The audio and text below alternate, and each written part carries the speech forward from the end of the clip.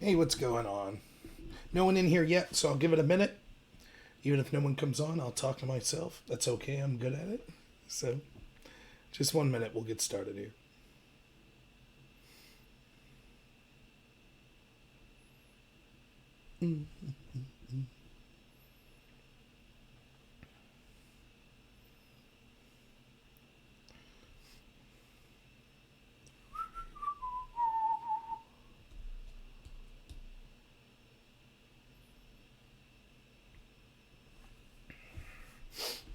Okay, so probably won't have a lot of people on tonight, which is fine. Not that I ever have too big of an audience, but I know I'm going up against a Trump rally tonight, which is fine. I'm just trying to keep a consistent schedule and be doing these every Tuesday night. So you could look to tune in pretty much every Tuesday night at 11 p.m. for me to be doing a late night live stream. That's the plan, anyways. So, what I wanted to discuss today was more about the coup and the impeachment attempt against Trump, some of the fallout from some of the information that I've been going over. And then I also wanted to talk about a story about WikiLeaks that came out and about the supposed chemical attack that occurred in Syria. I'll mention this somewhere else in the video as well, but look for me to be doing a debate or discussion with, try not to misrepresent this person. I would say probably a liberal or a Democrat user. His name's Destiny. He's got 250,000 viewers or subscribers on YouTube, so it'll be a bigger audience for me, and I look forward to doing it. But I think that's going to be a good debate. That might be coming up Wednesday or Friday. I'm not sure. I have to discuss with him. He's got some things going on, but he was generous enough to accept an offer to maybe to debate me about the Trump impeachment stuff. And I've been looking for someone who disagrees with me. Because I think that having disagreements with people allows us to get to the truth better, and it allows objective people and people in the audience to get a more fair-minded side of the story. I could try to give a devil's advocate position of this is what people say why Trump will be impeached, but I'll never be able to do it as strong as someone who actually believes it. So tune in later in the week, and I'll make sure there's sufficient time that I'll put a message up on YouTube and on Twitter when that debate will take place. But his name's Destiny, like I said. He seems like a pretty intelligent person and like he has it together, so I think it'll be an interesting debate. Though I'm confident, not necessarily that I'm smarter or a better debater, but I think I have the facts on my side, so I'm confident that I'll be fine with it. So I wanted to talk about the impeachment efforts once more, and for those of you who've heard my channel before, a lot of this might sound like rehashing, but I think it's important to go through because no one's been able to refute any of the evidence that I've presented, most of which comes from reporter John Solomon. Now, I've argued from the get-go that I felt that the Republicans' defense of Trump in the hearings wasn't the best possible defense. They spent their time arguing that the whistleblower was corrupt and involved with Schiff and had a personal bias against Trump, and that there was no quid pro quo. Both of these are good arguments to make, but they're defensive arguments because you have to understand that they're trying to reach out. They pretty much know, it's pretty much given unless something crazy comes out, that there's no way that the Senate's going to remove Trump over the allegations that have given. So what this is really about is shaping the narrative to the public. And as I say all the time on here, they're lucky that the narrative is controlled by the establishment left, the establishment Democrats, which controls the mainstream media, academia, the entertainment industry, and Silicon Valley. And so that enables them to shape a narrative in a way that will influence voters. And it will be to Trump supporters or anyone who's against that kind of establishment left's chagrin if they think, oh, we got it in the bag, don't worry, we don't have to worry about that. It's a very powerful tool, and they're very good at shaping this narrative. They've done it for decades, and I feel that they made a mistake out of hubris by pushing up someone as unlikable as Hillary Clinton, and that's what gives us this unique chance with Trump as someone who's a potential outsider to be able to fight back against it. So it's up to people to be able to be having reasonable discussions outside of the controlling, or what's the word they use, kind of the the fact that they control all of the narrative and they're the gatekeepers that allow us to have this knowledge. It's important for us to have discussions outside of that, on the left or the right, Again, I repeat, there are many people on the left that don't like Trump that also fall victim to this. People like Jimmy Dore, Glenn Greenwald, Aaron Mattei, Michael Tracy. They get ostracized by the establishment left. They get their YouTube channels demonetized. They get, all because they're not involved in that kind of establishment, neoliberalism, foreign regime change wars, the CIA, the intel community is always right. They don't believe that. So even though they dislike Trump, they're affected by it as well. So I'm not saying just listen to me. I think that I'm bringing takes that you don't hear elsewhere, and I think I do it in a handsome and very fun, articulate way. But you should be reaching out to people on the other side as well that are in that bubble, that establishment bubble. So I recommend some of those people. Start with Jimmy Dore. He's a comedian. He's funny. You'll hate him if you like Trump because he hates Trump so much, but you'll respect his take, I think. So let's talk about the last video. If you saw the Periscope I did on Twitter, it's only a 2-minute Periscope. You can check out my Twitter feed at @NorRobert. But it was just about the last live stream I did on YouTube, which is about the John Solomon article where he goes through 28 points and gives factual evidence behind it and articulates why exactly that shows that when Vindman and Fiona Hill and Volcker and all of these other witnesses were saying, oh, it's all big conspiracy theory, Giuliani's pushing, oh, we've debunked all of that reporter Solomon's arguments, that's ridiculous. They haven't debunked anything, and this is a common tactic that's used. Attack the source, malign him, ad hom attacks, say that everyone agrees that he's wrong, everything he said's been debunked, when none of that's true. And we see this occur quite often outside of that. So it's you expect that politicians and the corrupt media will do this, but now you see that tactic being used by, at least me anecdotally, I could say people I know in real life, where they just repeat the lie that's being told by the media or by the Democrats, where they'll say, oh yeah, that's all been debunked. I'm like, oh, okay. Can you tell me specifically what area of what Solomon said you feel is debunked? And I find it incredible that I put this up on at least one website, and I did a video on it. And the arguments I've got against this Solomon article it's unbelievable. The first argument that I got that I thought was incredibly amazing. And let me bring up the Solomon article if you don't mind. I'll be bouncing back and forth, so sometimes you'll see. Oops. No, that's not what I wanted to do. Sometimes you'll see my YouTube page up. This is the article I'm talking about. Let me just start reading from the beginning of this. I'm not going to read it like I did my last video, word for word, but let me tell you read a little bit of this and tell you the first surprising argument I had against this article. It says, I honor and applaud Colonel Vindman. He's a hero. I respect his decision to testify. I also know that liberties that Lieutenant Colonel Vindman fought on the battlefield to permit a free and honest debate in America. So I want to exercise my right to debate Lieutenant Colonel Vindman about the testimony he gave about me. You see, under oath to Congress, he asserted that all the factual elements in my columns at The Hill about Ukraine were false, except maybe my grammar. His exact words, quote, I think all the key elements were false, Vindman testified. Representative Lee Zeldin pressed him about what he meant. Just so I understand what you mean when you say all the key elements, are you referring to everything John Solomon stated, or just some of it? And this is Vindman, quote, all the elements that I just laid out for you, the criticism of corruption, were false. Were there more items that were in there? Frankly, Congressman, I don't recall. I haven't looked at the article in quite some time. But, his grammar might have been right. And Solomon said, such testimony may be injurious to my reputation during 30 years of impactful reporting for an E-list organization. And so here are 28 primary factual elements in my Ukraine columns, complete with attribution and links and sourcing. Please tell me which, if any, are factually wrong. Now, the first thing that amazed me, and this was the argument that I actually heard against this, is, oh, actually, Solomon's wrong. If you read Vindman's statements in full context, he says he was joking around. And he's only disputing the factual inaccuracies about corruption. So therefore, we're not going to read any of Solomon's 28 points, because Solomon's just misrepresenting what Vindman said. But that's insanity. One, it's not a misrepresentation. Vindman, in his own words, says, yeah, it's all of Solomon's criticisms of corruption. Well, Solomon outlines basically 3 cases for corruption.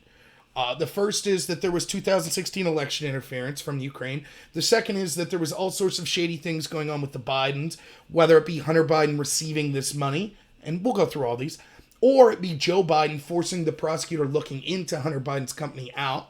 And the third is that he's showing that people at State Department actually were indeed, like Yovanovitch, like George Kent, were actually pressuring Ukraine to drop investigation into Obama-allied people, including those engaged in 2016 election interference. That's the corruption that he's talking about. And Vindman saying that he's factually incorrect about all of his allegations of corruption. So, no, Solomon's not wrong to interpret Vindman's words as that. And second, what does this matter anyways? And this parries into the next argument I heard from people, which was, well, listen, We don't exactly know why Vindman was saying Solomon was wrong. We just know he said Solomon was wrong. Therefore, it would be unfair of us to look at Solomon's evidence backing his claim, because we don't know what Vindman has to prove Solomon wrong. Well, this was actual arguments that intelligent people were making. In other words, if you say, actually, George Bush was Ronald Reagan's vice president, and I say, nah, he wasn't, and you're like, yeah, here's a bunch of official government documents that prove that's the case, and I say, nah, just everything you're saying there is wrong. Well, then an objective person won't be able to make up their mind, because they have no idea what evidence I could be withholding that proves that Bush wasn't the vice president under Reagan. I mean, this is nonsense. The hoops people will jump through to not look at this evidence is amazing. You know, other evidence I heard was just, oh, Solomon's biased, he's talked to Rudy Giuliani, therefore we're not going to listen to anything he says. Or it's already all been debunked, we know it's all a crazy conspiracy theory, so we're not going to listen to anything he says. I mean, it's really quite frustrating. I don't mind people disagreeing. I would have been totally willing for people to sit down and say, look, I quibble with the following points he made. Point 1, 2, 3, 7, 12, 15, and 17. Right? But no one did that. No one remotely even came close to doing that. They lump all of his arguments together and say, it's all wrong. Everyone agrees he's wrong. It's all been debunked before. But that's nonsense when he's giving you specific things. Or another thing they'll say is, everything is hearsay. It's just hearsay. It's Solomon's word versus all of these other people's word. Well, no, it's not.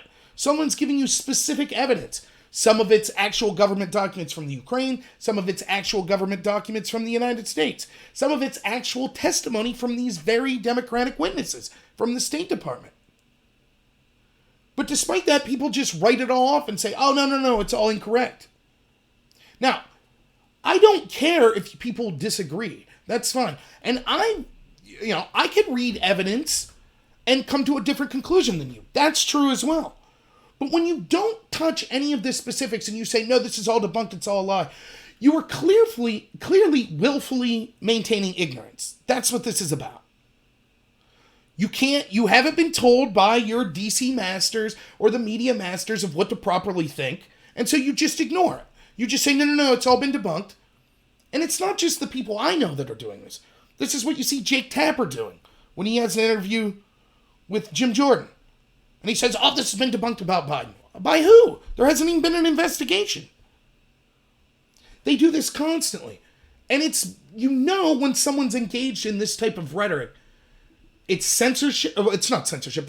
It's willfully censoring yourself from hearing opinions that go against your narrative. Censor is not a good word. You're maintaining willful ignorance. Because if you read facts that dispute what your narrative is, it'll be very difficult for you to continue to keep that narrative. So you'll wait for someone to do it. And I see this a lot, where you see people parroting points. I get accused of parroting points a lot, and it's something I shouldn't accuse others of. But I do have a sneaking suspicion, particularly when it comes to the media, that they kind of have a talking point. They wait for one response, and then they all hit that response. That's why you see, for example, one of the first articles that I was debunking was from, I think it was from Politico or BuzzFeed, and it cited the Atlantic Council as defending Joe Biden's decision. And then it said so-and-so from the Atlantic Council said that all these people in the EU and the IMF all thought that it was a good idea for Biden to force Shokin to be fired. Then I'd go to the next article at BuzzFeed, and it cited the same Atlantic Council person. And then the next article cited the same Atlantic Council. Well, who's the Atlantic Council? Well, it's financed by George Soros. On its membership, one of the directors or something of that, I don't remember the exact title, is the CEO of CrowdStrike. So, I mean, clearly they have skin in the game. But it's as if everybody just waits for one response and then they all repeat it ad nauseum. So, I don't buy any of these defenses. And the last defense that I'll give is maybe the most absurd in many ways. And that is, okay, well, even if Solomon's right about all 28 of the facts he gives, we should still impeach Trump because it was a matter of he breached protocol. In other words, yes, even if Biden engaged in corruption and there was 2016 election interference from the Ukraine, and if State Department officials actually did seek to squash that investigation because it would harm the Democrats, none of that matters because Trump shouldn't have directly talked about this to Zelensky. I mean, that's so stupefying, I don't know what to say.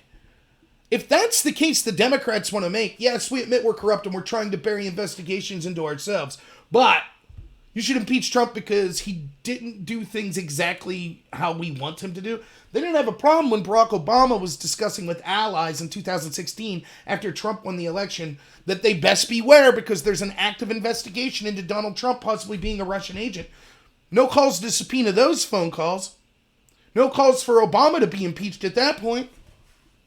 Everything Obama or anyone in Congress or anyone in the executive branch or the intelligence agencies under Obama, anything they did to Trump, including manufacturing evidence to spy on one of his associates, that's all deemed okay. But Trump just saying, you should look into corruption, including this Biden thing, even if we prove that corruption is legitimate and should be looked at, sorry, it was inappropriate. He needs to be impeached for asking in that manner. Not Biden. They're not worried about Biden's actual corruption. The people that say this, they're not like, oh my God, wait a minute, these are the facts? Nope. They're not worried about that at all. And so it's transparent. You can see exactly what's going on.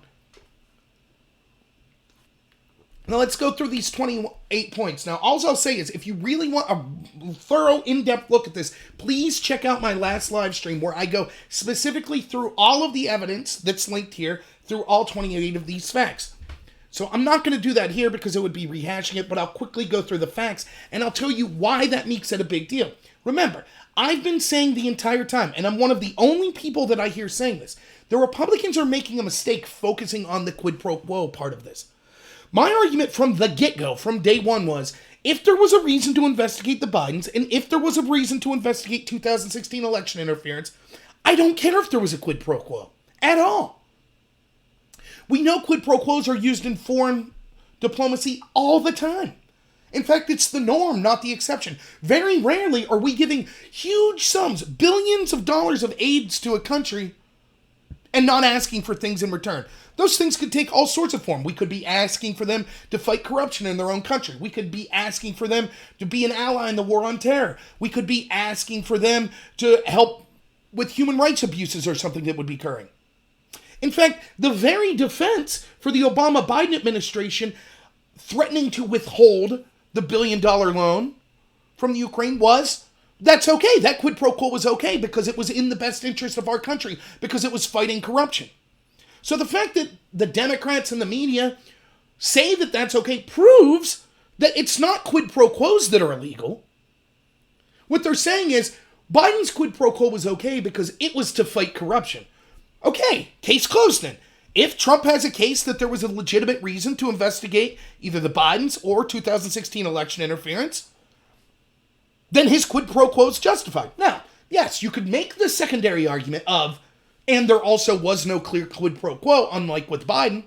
That's true. You could make that argument. But that's a defensive and secondary argument. And I have not seen the Republicans make these arguments like they should in front of the witnesses that came in front of them. Instead, they allowed the witnesses to say, oh, this has all been debunked. And they very passively said, well, you can understand Trump would have had a reason to be concerned. If I was the counsel, this case for impeachment would have been buried after week 1. But I wasn't. I'm just some slub on a chair, so. I'm going through these facts real quick, and then I'm going to paint the narrative of what they show. But I encourage you to check out my last live stream, and please read this article for yourself. In fact, I'll link it right now on the chats. What's up, Dib? So that you can look at it yourself. Don't take my word for it. So there it is if you'd like to look at the article yourself. Let's begin. Fact 1. Hunter Biden was hired by Burisma in 2014. Joe Biden was vice president overseeing U.S.-Ukraine policy. We know that's true. Joe Biden urged Ukraine to expand natural gas production and use Americans to help. Yes, that's all true. That's just kind of background information.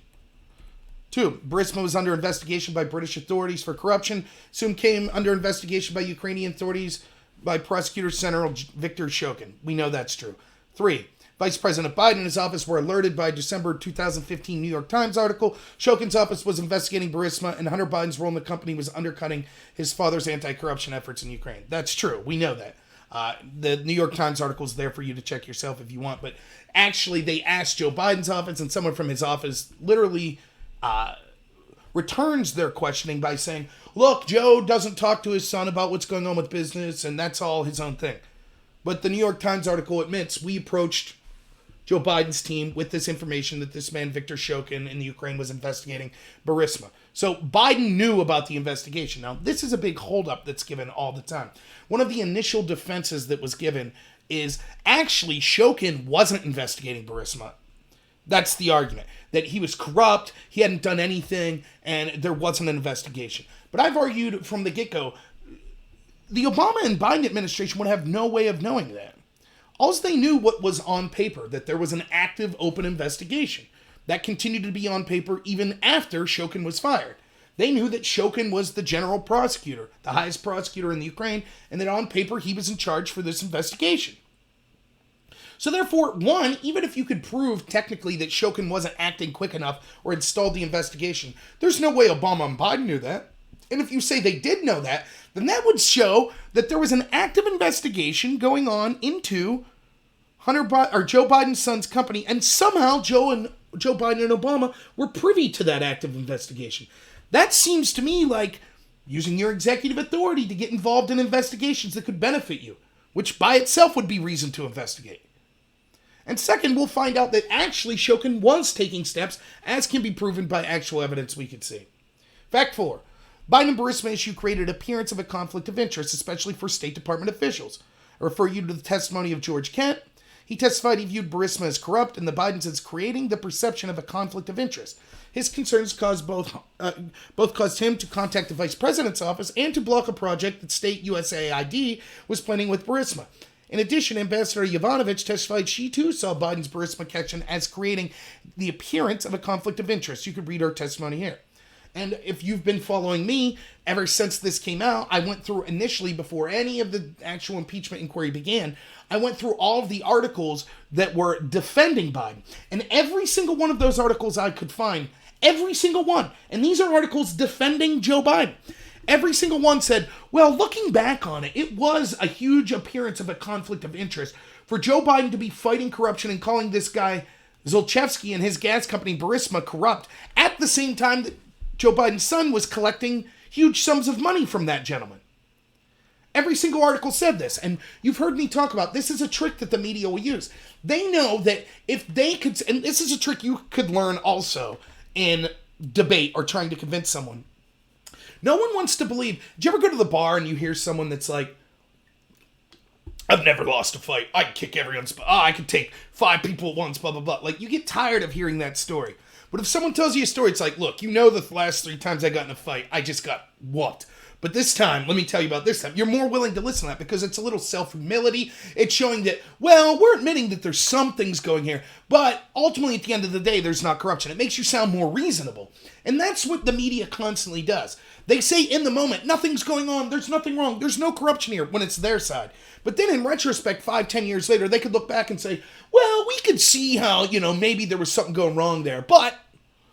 So when it affects them and when the balance apart, when it would affect their side, because the media isn't the media, they're just propagandists. They're mouthpieces for the establishment Democrats and the intel community.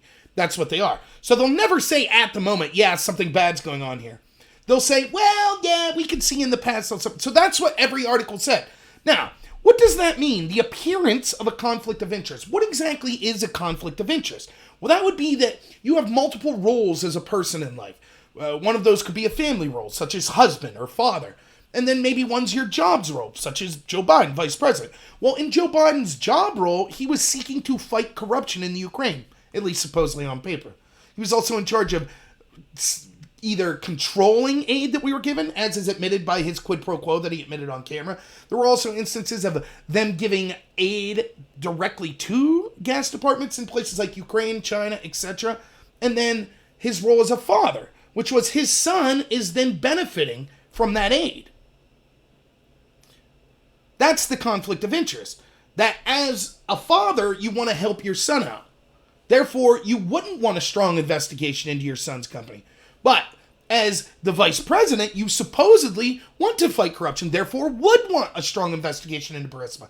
That's the conflict of interest. That's the appearance of a conflict of interest. Now, the reason they say appearance is, instead of an actual conflict of interest, they say, well, if you were looking at this from the outside, that could look bad. That could raise questions. But the argument could be made, but as long as nothing was ever acted upon that actually put that conflict of interest to the test, then no problem. But two problems with that. One, we see constantly that the government constantly stresses that they want to seek to avoid even the appearance of a conflict of interest. And that's because when you're talking about billions of tax dollars being used, particularly in a foreign country, the people want to have faith in their government that that's not being misused. That's why you want to make sure that there's not even the appearance that you possibly could be using that money to benefit yourself in a personal way. Secondly, though, the reason that they say appearance is because something could actually happen to put that to the test. Now it's not just an appearance, it's actually a conflict of interest. Now you might act a certain way based on that conflict of interest, but clearly the fact that Joe Biden took a personal stake in forcing the firing of a prosecutor that was investigating his son's company is the definition of a conflict of interest. You could say, well, his son had no role in his decision, but we don't know that. Remember, I've argued the entire time through here, and I haven't heard anybody making this point clear on the Republican side as well. No one is arguing a quid pro quo is illegal. That's what the Democrats are trying to spin. But again, at the same time, they say, well, Biden's quid pro quo was okay. So what they're really saying is quid pro quos can be illegal if they're done for personal reasons. In other words, they have to know your intent. But there's been no investigation into Biden's intent. And they're just assuming without one witness testifying to the state of Trump's mind or what his intent was, they assume his intent was to help him in the 2020 election. Both the assumption of what Biden's intent was and the assumption of what Trump's intent were are ludicrous. They don't know the intent. In fact, in Trump's case, the only words we actually have of anyone testifying to him personally, or speaking to him personally, was, I want no quid pro quo. I want nothing. Yet still they say, no, we know his intent was to help him in the election. How do we know that? His intent could quite literally have been to investigate corruption that occurred in the previous administration in 2016. As the executive, the chief executive officer in this country, tasked with enforcing the law, not only does he have the right to look into the possible misuse of $1 billion of extorting another country, but he has the duty to do so. So there was a conflict of interest, as everyone admits. 5. The Obama White House invited Shokin prosecutorial team to Washington for meetings in January 2016 to discuss their anti-corruption investigations. And they provide evidence of that. Now, I don't believe Shokin personally came, but his team came. Now, consider this. At the same time that the Obama White House and Biden and the EU and the IMF and all these people that we constantly hear saying Shokin were corrupt, at the same time they're all saying he's corrupt, they're actively inviting his department to the White House to discuss anti-corruption efforts. Now, why would you invite an organization that you were saying was so corrupt? This isn't a big factor into the grand scheme of the narrative, but it's worth questioning. Fact 6. The Ukraine investigation of Hunter Biden's employer, Burisma Holdings, escalated in February 2016 when Shokin's office raided the home of the company of owner, Zelensky, and seized his property. He links actual from the state press of the Ukraine that actually occurred. Now that's February of 2016. Now here's the part of the story that you never hear. You've been told over and over, Shokin was corrupt. Shokin wasn't doing anything with the investigation. The investigation stalled. In fact, if you've been watching me, I've been saying the Biden defenders, part of their defense of Joe Biden is actually, by firing Shokin, Biden was actually increasing the chance of his son's company getting investigated. That's nonsense. We're really supposed to believe that a father wanted his son investigated harder? That's your defense? It's nonsense. And this proves it. February 2016. Now, keep in mind the months and the years. The next 3 points, right? February 2016. Zelensky, the person who runs Burisma, had his property seized. And not just his property like his bowling ball, like his home. And all of the valuables within. All right? That's February in 2016. Now, you were told, and I was told, nothing had been done for years. The investigation was done into Burisma. Shokin wasn't doing anything.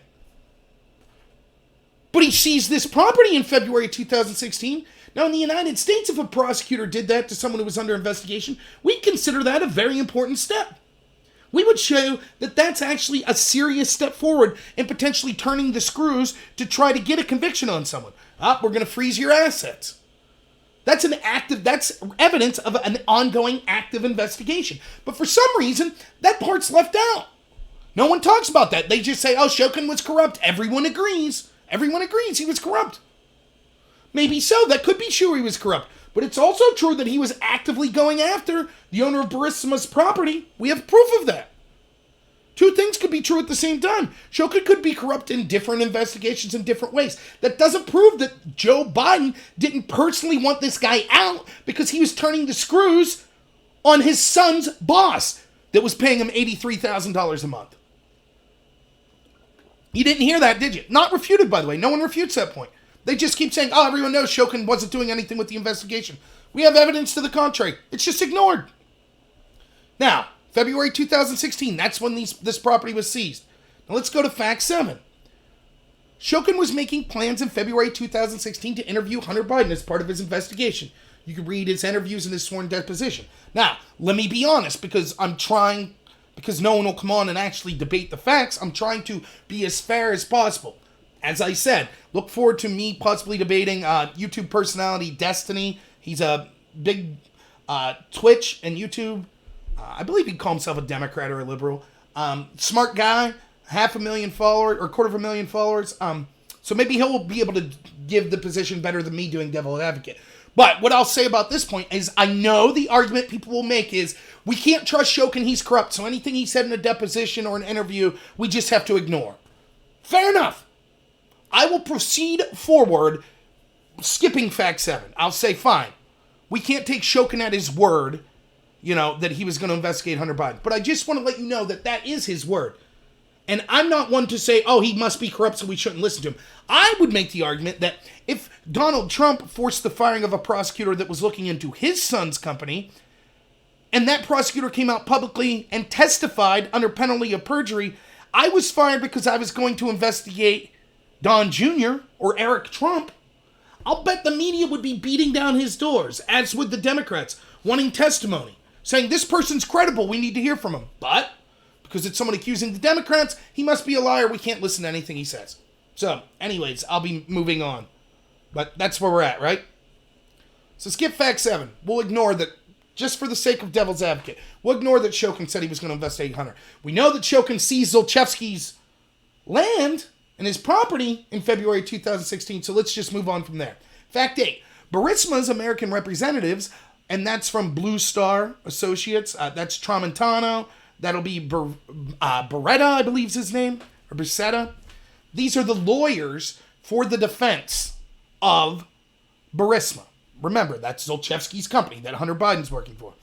Burisma's American representatives lobbied the State Department in late February 2016 to help end corruption allegations against the company, and specifically invoked Hunter Biden's name as a reason to intervene. You can read the state officials' account of that effort here. Again, this has not been disputed. Official state documentation, emails that show that you got February 2016, Zlochevsky, his property gets seized. Later that month, the defense attorneys for him and his company contact the U.S. State Department under Obama. They say, hey, Hunter Biden works here, and we don't know where you're getting the idea that Zlochevsky's corrupt and Burisma's corrupt. Can you help us end this corruption investigation? February 2016, Shokin seizes property. Burisma's lawyers say, hey, what's going on, State Department under Obama? Hunter Biden's here. We're not corrupt. That's after that in February. What happens in March of 2016? Fact 9. Joe Biden boasted in the 2018 videotape that he forced Ukraine's president to fire Shokin in March 2016 by withholding $1 billion in U.S. aid. And you've all seen the tape. Now, do you see the timeline of events of what just happened here? We've been told that Shokin wasn't doing anything to Zlochevsky. He wasn't doing anything to the owner of Burisma. Remember, don't get confused by the name. Zlochevsky is the guy who owns this gas company that Hunter Biden works for. He's the guy that's paying Hunter Biden $83,000 a month. We know that Hunter Biden has no experience in the Ukraine, has no experience in the gas industry. But for some reason, he's getting paid this $83,000 a month. Now, everybody can intimate that the reason for that, as Time Magazine said, and I did a video on this as well, Time Magazine from last week said, Ukrainian officials are admitting that actually the fact that Hunter Biden was on the board of directors of Burisma made it very difficult for them to investigate it. In fact, Time Magazine says it was a great investment on Zlochevsky's part. He got more than his money's worth, because to this day, he walks a free man. Everyone's afraid to investigate because Hunter Biden was there. So, you have Zlochevsky. He's paying Hunter Biden all this money. Then you have the prosecutor in the Ukraine named Shokin in February. He says, okay, Zlochevsky, I'm going to seize your property. Then right after that, the lawyers for Zlochevsky contact Obama's State Department. They say, can you help us bury this investigation? Hunter Biden works here. We're not corrupt. That's at the end of February. Then in March, less than a month later, what happens? Joe Biden personally goes to the Ukraine. He says, unless you fire Shokin, you will not get this $1 billion. Now stop there for a second. What's that look like to you? Because that looks completely opposite than the story we've been fed, right? We've been told Shokin was doing nothing. He let Zlochevsky walk free. He was corrupt. He was bearing the investigation for Zlochevsky. Then why would he seize Zlochevsky's property?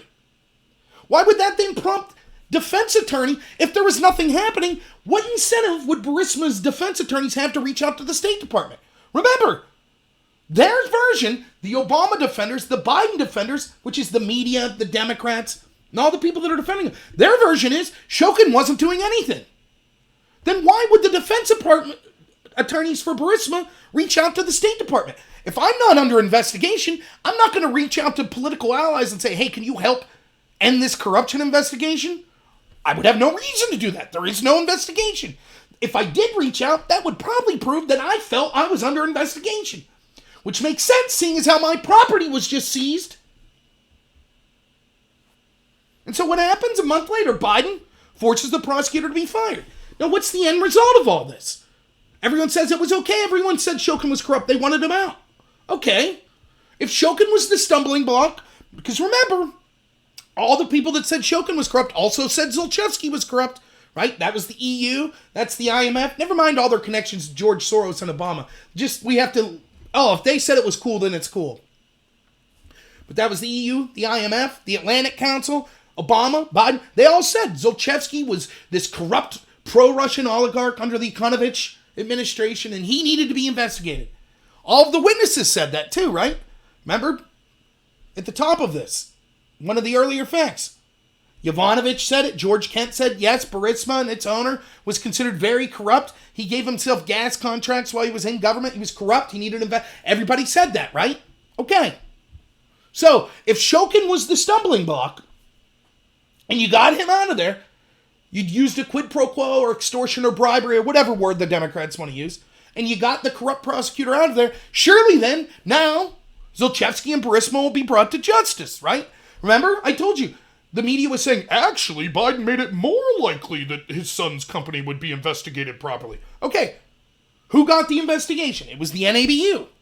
The NABU, as we'll get to later, that was created with U.S. State Department money that was allies of Obama and Biden. So the very agency that they would trust the most to not be corrupt got the investigation. So surely then, if they were right that Zlochevsky and Burisma were corrupt, surely that's what everyone said. Surely then they were brought to justice. Quite the opposite. They were allowed to pay a small fine and back taxes and walk free. Did Biden speak up? Did Obama speak up? Did the EU speak up? Did the IMF speak up? Nope. They didn't care all of a sudden that this corrupt oligarch was allowed to walk free. Almost like they just wanted that prosecutor out that actually was taking steps against the corrupt oligarch. That actually seized his property. That led to the defense attorneys for that oligarch contacting the U.S. State Department and saying, can you do something to end this investigation? Coincidentally, that led to, a month later, Joe Biden firing that prosecutor, which resulted in less than a year after that, the investigation into Burisma being dropped. Now, I'll say again, I don't have to prove that Hunter Biden or Joe Biden broke any law. Neither does Trump have to prove it. All we have to prove is there is evidence worth investigating. Now, if you have one shred of integrity, you would say, yeah, that looks bad. There should be an investigation.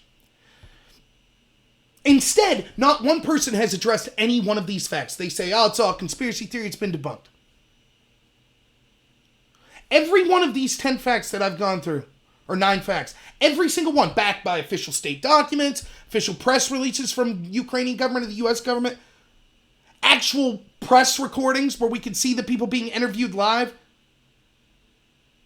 such as Biden's videotape, but we're told we have to ignore all of that. Fact 10. Shokin stated in interviews with me and ABC News that he was told he was fired because Joe Biden was unhappy with Burisma investigation wasn't shut down. He made the claim anew in his sworn deposition for a court in Europe. You can read here. Again, full disclosure, I know, even though I don't feel this way, I'm trying to give this case to someone who might be skeptical of Trump. They'll just say, yeah, Shokin's a liar. But he did say that's why he was released. That seems to be reason to call him in to question him. And he said that the president of the Ukraine, Poroshenko, told him that you might want to get Poroshenko's statements. And you might want to get the phone calls between Biden and Poroshenko's administration. I don't know if you were actually concerned about possible illegitimate quid pro quos. But nope, we're just told this is all a conspiracy theory. Fact 11. The day Shokin's firing was announced in March 2016, Burisma's legal representative sought an immediate meeting with his temporary replacement to address the ongoing investigation. You can read the text of their emails here, and that's true. Again, that's Tramontano, Bersetta, and I forget the third woman's name. Who immediately, the day that it's fired, and by the way, here's another lie that you hear repeated over and over again. They say, oh, no. Biden didn't force the firing of Shokin. That's what they'll say. Biden lied. Anytime your defense of someone is they're a liar, you might want to question what you're saying. So they say, no, Biden lied when he said that he forced the firing of Shokin. Actually, everybody wanted Shokin out, even the people of the Ukraine. And he wasn't fired until months later. And that's a lie. One, it wasn't months later. It was the following month.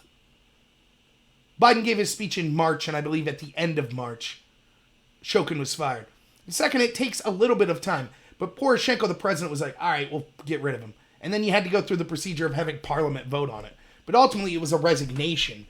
It took a couple weeks to get the process. But the admission to Biden, he will be fired, occurred the day that Biden made this announcement. The fact that people say, oh, no, Biden was lying. That's not how it occurred. Okay, well then if you're admitting Biden's lying, shouldn't we investigate to make sure then that he's also not lying about knowing about his son's connections and other things like that? No, he's telling the truth in all those parts. He's just lying on this one specific part. That's literally what they want you to believe. It's laughable.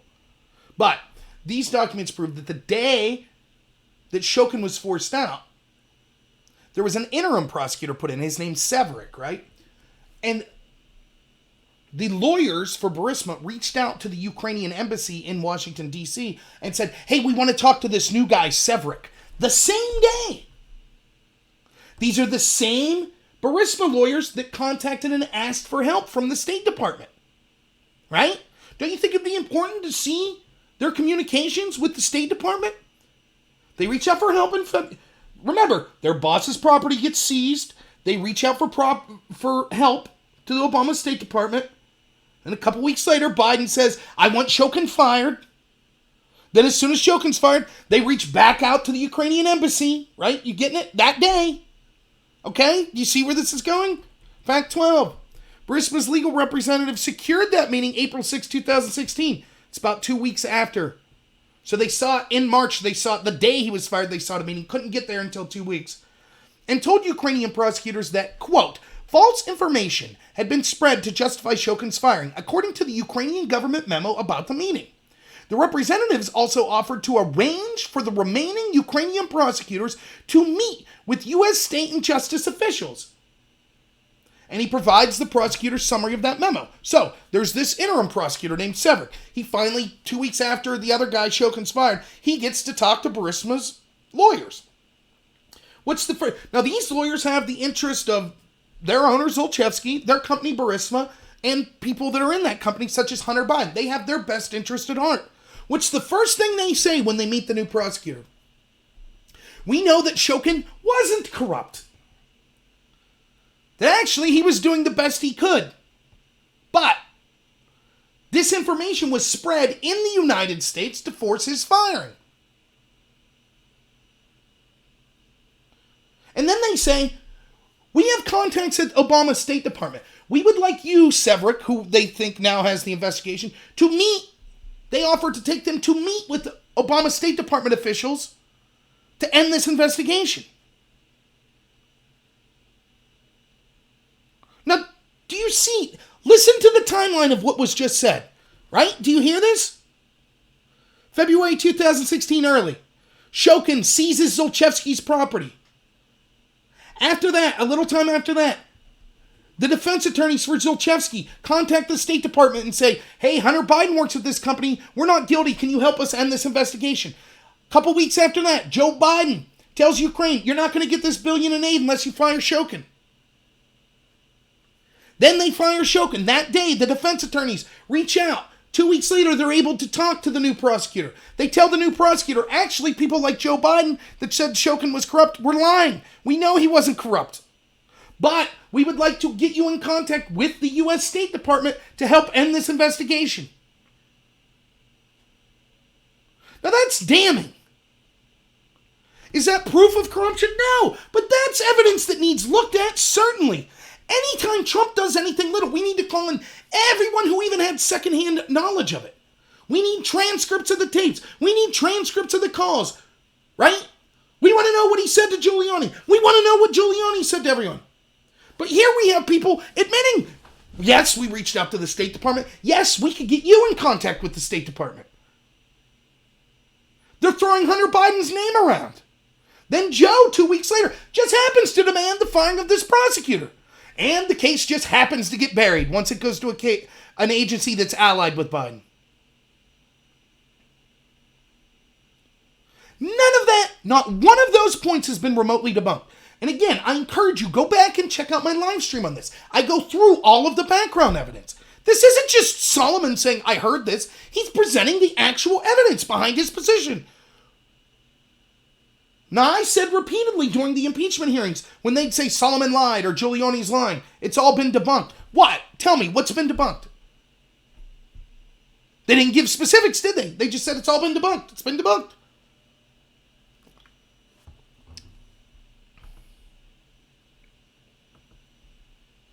Sorry, I'm not reading a lot of comments because I'll get to them later here. Fact 13. Burisma officials eventually settled the Ukraine investigations in late 2016, paying a multi-million-dollar fine for tax issues. You can read the lawyer's February 2017 announcement at the end of the investigations here. Less than a year after Joe Biden fired the prosecutor. Remember, George Kent and them have admitted, ever since the Revolution of Dignity, they wanted to investigate Zlochevsky and Biden. That was one of our top priorities in 2014. That investigation had been going from 2014, clear up to, we know, February of 2016. That month, the prosecutor seized Zlochevsky's property. 2+ years it's going on. As soon as Biden steps in and forces the firing of the corrupt prosecutor, less than a year later, the case is buried. When it went to the Obama-Biden allied NABU. Just a coincidence, though. Just a big coincidence. When you ask people about this, they say, well, they just didn't have proof that, the NABU didn't have evidence that Burisma or Zlochevsky was corrupt. But that's not what George Kent testified to. That's not what Yovanovitch testified to. That's not what the EU and the IMF and Obama and Biden said. Why is it that we have to listen to what they say when it's Shokin's corrupt? No one provides evidence. They just say, he's corrupt. He was never found corrupt in a trial. Yet when they say, Zlochevsky was corrupt, now all of a sudden the Biden defenders are saying, well, maybe he wasn't really corrupt. Even though that's what they were just mistaken. It's ridiculous. Now, a couple other facts that don't add much to the narrative I'm talking about here, but they're cited, so I'll go through it. In March 2019, Ukrainian authorities reopened an investigation against Burisma and Zlochevsky based on new evidence of money laundering. You could read the NABU's February 2019 recommendation to reopen the case here, the March 2019 notice of suspicion by Ukraine prosecutors here, and the May 2019 interview here with Ukrainian senior law enforcement officials stating the investigation is ongoing. And here's an announcement this week by Zlochevsky Burisma probe has been expanded to include allegations of theft of Ukrainian state funds. So in other words, the argument, nothing happened, that's a lie. They're now, remember, the new administration, this is another part of the narrative that Solomon's not really giving you. If you watch the impeachment hearings, one of the things that I found absolutely startling, that I'm the only person in the country that I've heard talk about this. Now, there was an admission by State Department officials and the Obama administration and all the media and Democrats that are defending them that it was okay for the Obama-Biden administration to offer their quid pro quo, extortion, bribery, etc., because it was about fighting corruption. And we don't want to give billions of dollars to a corrupt government, right? That was the argument. We had to get Shokin out of there because if not, this money would have went to the Ukraine and Shokin, their highest prosecutor, would have continued to be corrupt. Therefore, that would have been money ill spent because it would have went to corrupt measures, right? At the same time, every single person that was a witness from the State Department and elsewhere that testified against Trump in these hearings, every single one of them said, Zelensky's the real deal. Finally, they'd say, corruption's endemic in the Ukraine. It's the third most corrupt country in the world, they would say. Finally, someone came along like Zelensky, who's the real deal, that really wants to fight corruption. By the way, I believe them, right? And again, I haven't heard anyone but me say this. So here's a brief history, layman's terms, of the Ukraine, right? And I'm sure you'll agree with me, even though I don't talk to a bunch of people in the Ukraine. I'm sure you'll agree with my assessment here. Let's take for as truth that the Yanukovych regime probably was a pro-Putin type regime in 2014. Then we had the Revolution of Dignity, and you got rid of Yanukovych, and you brought in Poroshenko. Poroshenko is a pro-Obama president, a pro-West president. Now, of course, no doubt the West was involved in that coup or revolution, but I digress. I don't have to prove that. It's not important. Now, if you're the Ukrainian people and in 2014 you felt like you had a president that was more concerned about Russia than you, and then after 2014 you felt that you had a president that was more concerned with the United States and the West than you, what are you going to do? Well, you might vote for a stand-up comic who's a single-issue candidate named Zelensky, and his only issue was, everything's so corrupt, vote for me. He's basically the Jon Stewart of his country. And he won with 75% of the vote. Now that kind of goes to show you that if he's only running on one thing, which is corruption, that the people, 75% of the people that voted, at least felt that the Poroshenko regime, the regime that preceded Zelensky, was corrupt. Right? Now, who was paying that administration billions of dollars? The Obama administration. And who was advocating for it? The State Department. In fact, all of these State Department witnesses that said corruption was endemic and finally Zelensky's the real deal, all of them, except maybe one, who was Fiona Hill, said they were even, at the time, felt Obama should have been sending more aid. They should have sent Javelin missiles. That's what the State Department said, right? They said we shouldn't send aid to corrupt people. That's why it was okay for Biden to do what he did with the quid pro quo. But they wanted more aid sent to Poroshenko. And then they admit, and Poroshenko must be guilty. In fact, Volker testified that he specifically told Zelensky to not prosecute anyone from the Poroshenko regime, even though they thought Poroshenko's regime was corrupt, because he said it would cause division within the country. Now remember, the State Department did no such thing when Yanukovych was ousted. So think about this for a minute. The pro-Putin president Yanukovych, he gets ousted. One of the first things that the Obama administration does is it says, we want to set up the NABU, the Anti-Corruption Bureau.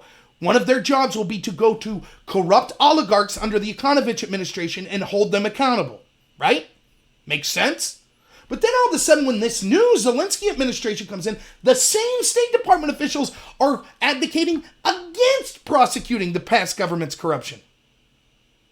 Now, why would they do that? Why would they be for prosecuting Yanukovych's corruption but not Poroshenko's? Could it be because Poroshenko was being corrupt with, drumroll please, the Obama administration? Obama's the one who set up the NABU, which ended up being corrupt. Obama's the one who was working directly with Poroshenko. Now, if we know Poroshenko was corrupt, and we know that he's getting all this money from the Obama administration, does Shokin's claim that Poroshenko came to him and said, look, dude, you got to drop this investigation. Joe Biden isn't going to give us this $1 billion unless you drop this investigation into his son's company. All of a sudden, that doesn't seem unreasonable, even if Shokin is corrupt. Two things could be true at the same time. We know from the admission of the State Department officials that Poroshenko was corrupt. Now, keep this in mind when all the media and all the Democrats have been telling you, well, everyone agreed Hunter Biden didn't do anything wrong. Everyone agreed Joe Biden didn't do anything. Ukrainian officials, they closed the investigation. There was nothing going on. Yes, the corrupt Poroshenko regime did, didn't they? And we know they were corrupt because everyone at State Department, the same witnesses that are complaining about Trump, that they're saying we know everything, right? Because that's the argument that's constantly given. Everyone at State admitted that it was okay for Biden to do this. Well, those people are all admitting that Poroshenko was corrupt, that Zelensky's the real deal. So the fact that under the Zelensky, right? And again, if you go back and watch that video I did on the Time Magazine article, keep in mind, who is Zelensky? He's the stand-up comic that ran on fighting corruption. Everyone that testified said he's the real deal. He's actually trying to fight corruption. He's surrounding himself with the right types of prosecutors. That's what all the experts are saying, right? Not my words, that's their words. His prosecutors say in that Time Magazine article, there are two things that are keeping us from promising our pledge to investigate corruption when it comes to Burisma. One is the fact that Hunter Biden was on the board of directors. And two is the Democrats' impeachment efforts make it very tricky for us because now anything we do is seen as being involved in U.S. politics. Therefore, it concludes with said, we're going to have to wait until after the U.S. 2020 elections before we could pursue this. Now, weren't we told, the worst thing that Trump could do was influence prosecutions in the Ukraine? They need to have an independent prosecutorial. Yet here we have. They're afraid to act because of Hunter Biden and because of the Democrats. Fact 15. The Ukraine embassy in Washington issued a statement in April 2019 admitting that a Democratic National Committee contractor named Alexandra Chalupa solicited Ukrainian officials in the spring of 2016 for dirt on Trump campaign manager Paul Manafort in hopes of staging a congressional hearing close to the 2016 election that would damage Trump's election chances. You could read the embassy statement here and here. Your colleague, Dr. Fiona Hill, confirmed this episode testifying Ukraine bet on the wrong horse. They bet on Hillary Clinton winning. You could read that testimony here. Now this is starting part 2. The first 14 facts that I outlined for you, right? All evidence as to why we should be investigating Joe and Hunter Biden. So forget about fact 15 for a second. That's it. And what the Democrats and these witnesses are trying to say in impeachment was, once the name Biden was brought up, that was too far. That was too far. Everybody, what Volker said. You remember what Volker testified? I know. First off, Biden was a vice president. A vice president wouldn't use his office for corruption. You're testifying that a president did? What kind of sense does that make? And secondly, he's like, I personally know Biden. He's a good guy. Ridiculous. Oh, okay. So as long as we have a career state official say they vouch for someone, then no need to investigate. I wonder if Volker could vouch for Bill Cosby as well. No need to investigate Bill Cosby. Volker knows him. He's a good guy. End of story. Facts be damned. I mean, it's laughable. Again, I don't have to prove. Yeah, and because a shrewd person will be like, so you're saying you have evidence that Joe Biden did this? You're saying you don't know. We don't know Trump's intent, therefore we can't say he's guilty. So how could you say that about Joe Biden? I'm not saying Joe Biden's guilty. I'm saying there's evidence that warrants an investigation. And if there should be an investigation, what did I say? Volker and everyone said, when Trump brought up Biden, that was appalling. That was too much. Why? Now, I just outlined quite clearly for you why there should be an investigation into that. First off, I've made the point from the get-go.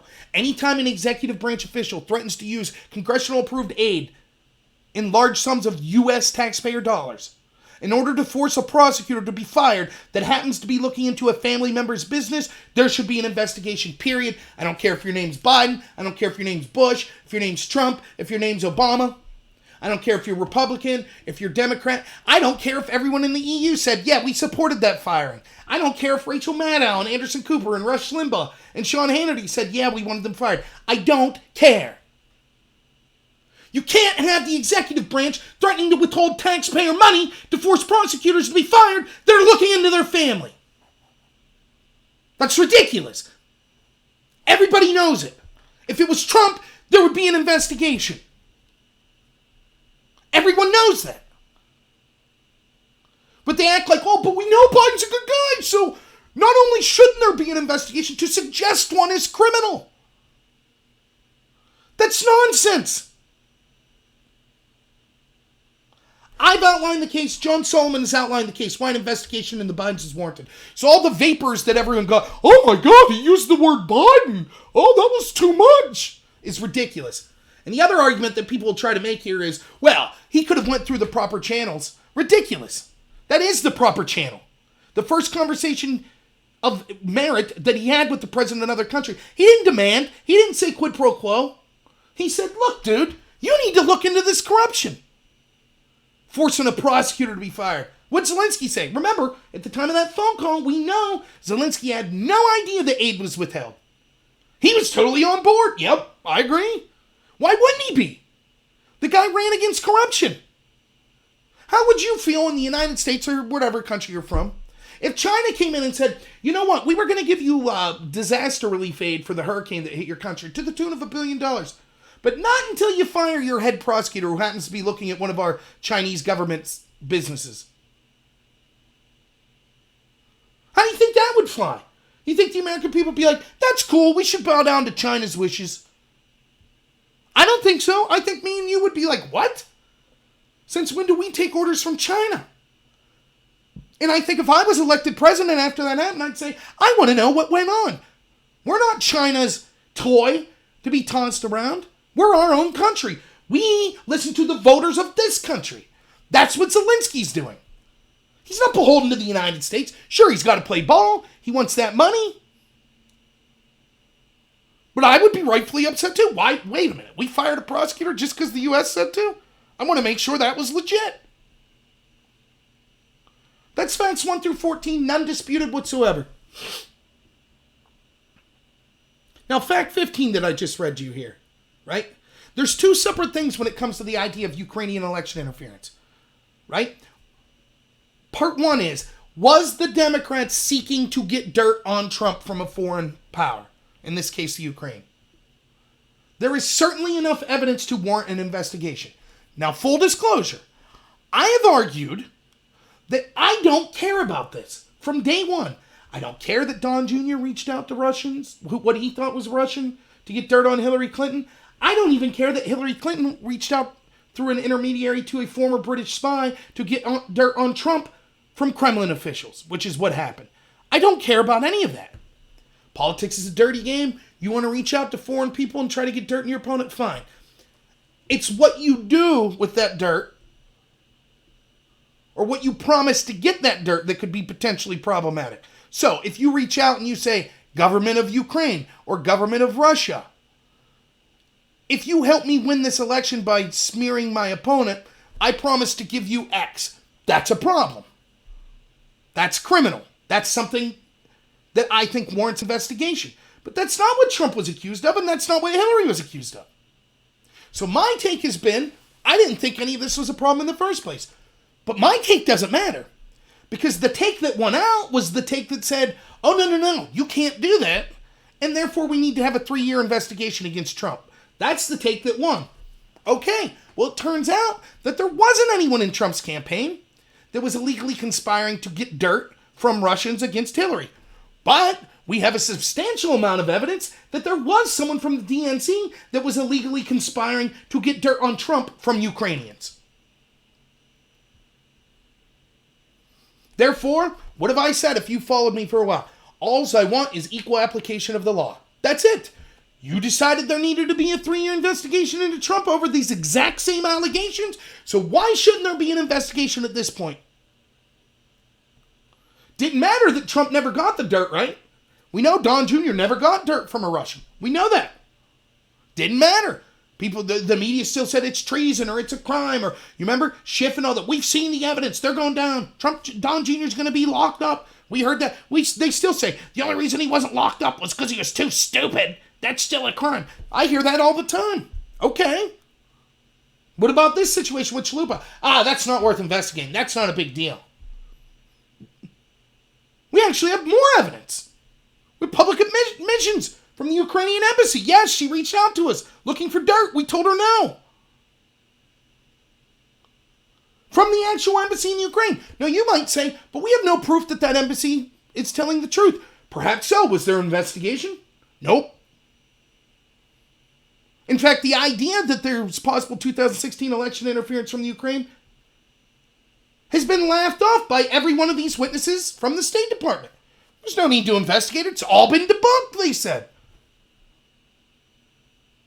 But no one debunks that this was actually what was said from the Ukrainian embassy. Chalupa herself admitted in emails, which we'll get to. Fact 16. Chalupa sent an email to top DNC officials in May of 2016, acknowledging she was working on the Manafort case. You can read it here. It was released in the WikiLeaks cabal. In that email, she says, I'm talking to Ukrainian journalists and prosecutors about Manafort. Then she says, stay tuned. In the next 2 weeks, something big's coming up about Trump. What happened in the next 2 weeks? Well, we had Ukrainian politician Sergei Leshchenko publicly admit to the mainstream media in the United States, the Financial Times, in August 2016. He released the Black Ledger to help Hillary Clinton. So Chalupa, there's more than enough evidence that she had inside knowledge of what was coming down the pipe. Officials from the Ukrainian government smearing Donald Trump, releasing dirt on him. Fact 17.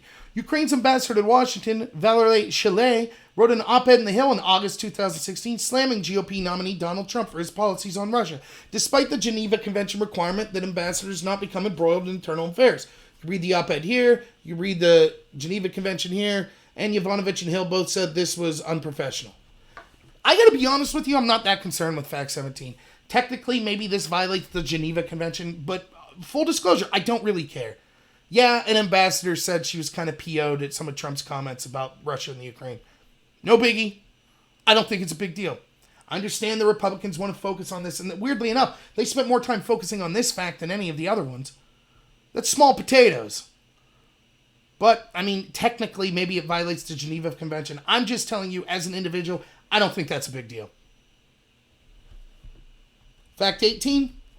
A Ukrainian district court ruled in December 2018 that the summer 2016 release of information by Ukrainian parliamentary member Sergei Leshchenko and NABU, remember, that's the agency that got the investigation in Burisma that dropped it, NABU director Artem Sitnik about an ongoing investigation of Manafort amounted to an improper interference by Ukraine's government in the 2016 election. You could read the ruling here. Leshchenko and Sitnik denied the allegations and have won an appeal and to suspend that ruling on a jurisdictional technicality. Now, several things here. They actually released the ruling from the Ukrainian court showing they found these two guilty. Now, he does admit that this was overturned on a technicality. But regardless if there's a guilty verdict or not, their legal system's much like ours. You have to find it beyond a reasonable doubt. The fact that a Ukrainian court not only found them guilty, but just in general found the evidence to be suspicious enough to warrant an investigation, a charge, and a trial. Yet, where was the United States? The evidence was good enough for the Ukraine, but not the United States to look at? Now, on top of that, I've done video after video. Go back to that Financial Times August 2016 article. Leshchenko admits, I worked with people in the Anti-Corruption Bureau to release this Black Ledger. Me and most of the politicians in the Ukraine are for Hillary. We're going to continue to work to make sure she wins the election. We wanted to out Trump's corruption and Manafort's corruption, but also the idea that they're pro-Russian. That's what Leshchenko admitted 2 months before the election in a mainstream media outlet in the United States. Now, why isn't that worth investigating? When they asked Fiona Hill that, in her closed-door testimony, which again, I did a video on, she said, well, I'm not really concerned about Ukrainian election interference. In fact, when my family voted, they weren't voting on election interference. They were voting on health care and education, so I don't think this was a big deal. Then in the very next sentence, she says, Russia interference is our Achilles heel. Well, all of a sudden now, education and health care aren't a big deal. Now it's Russia interference. And Hill constantly said that in her testimony, as did Yovanovitch. as did Kent, as did Volker. They all said, but Russia. Hill went so far as to suggest, if you even want to look at the Ukraine election interference, that's actually you just being a puppet of Russia. Because Russia wants you to look at Ukrainian interference. And if Russia interfered, then clearly Ukraine couldn't have. As if two countries couldn't interfere at the same time. Again, just more nonsense.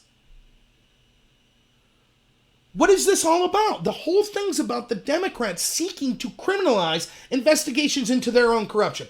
They can investigate the Republicans and specifically Trump for anything they want, over and over and over again. But the one time that Republicans or Trump try to investigate them, that's criminal. That's helping Russia. How dare you accuse us of crimes?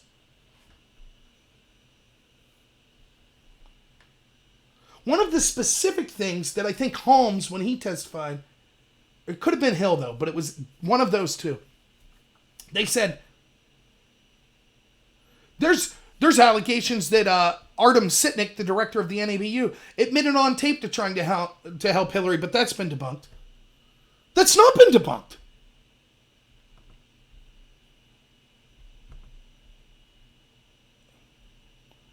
Ugh.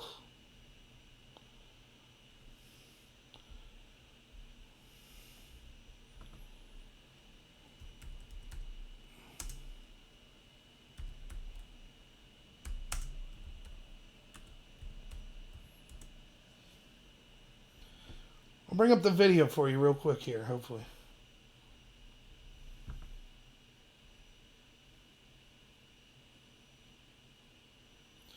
First of all, he said it's been debunked. In April, former Prosecutor General Lysenko, 3-minute video for you. The good guy, remember, that came in after the bad guy was taken out?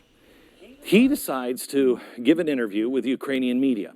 And in that interview, he makes a stunning comment. Quote, I don't know how, but the Americans got an audio recording of Mr., how do you say his name? Sitnik, of his conversation. Now, that's the guy who ran the Anti-Corruption Bureau. He was resting with his family and friends now and discussing how he'd like to help Hillary. Huh.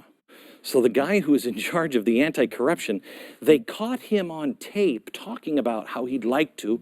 Well, let me play it for you. Now, this is the first time, strange because it's been out in the newspapers in Ukraine. This is the first time that we know of that this has been translated by anyone in the media in English. I just want you to listen. Now, the speaker you're going to hear is Director Sitnik, and this is what he said. Listen.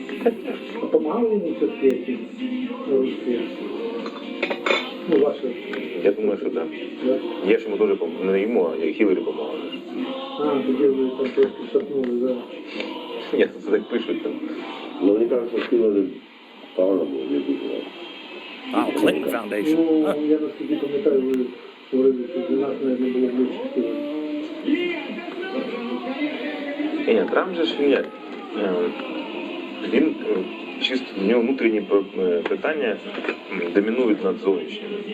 А Хіларі це, якби, це із тих політиків, що вони гегемонія Америки в світі.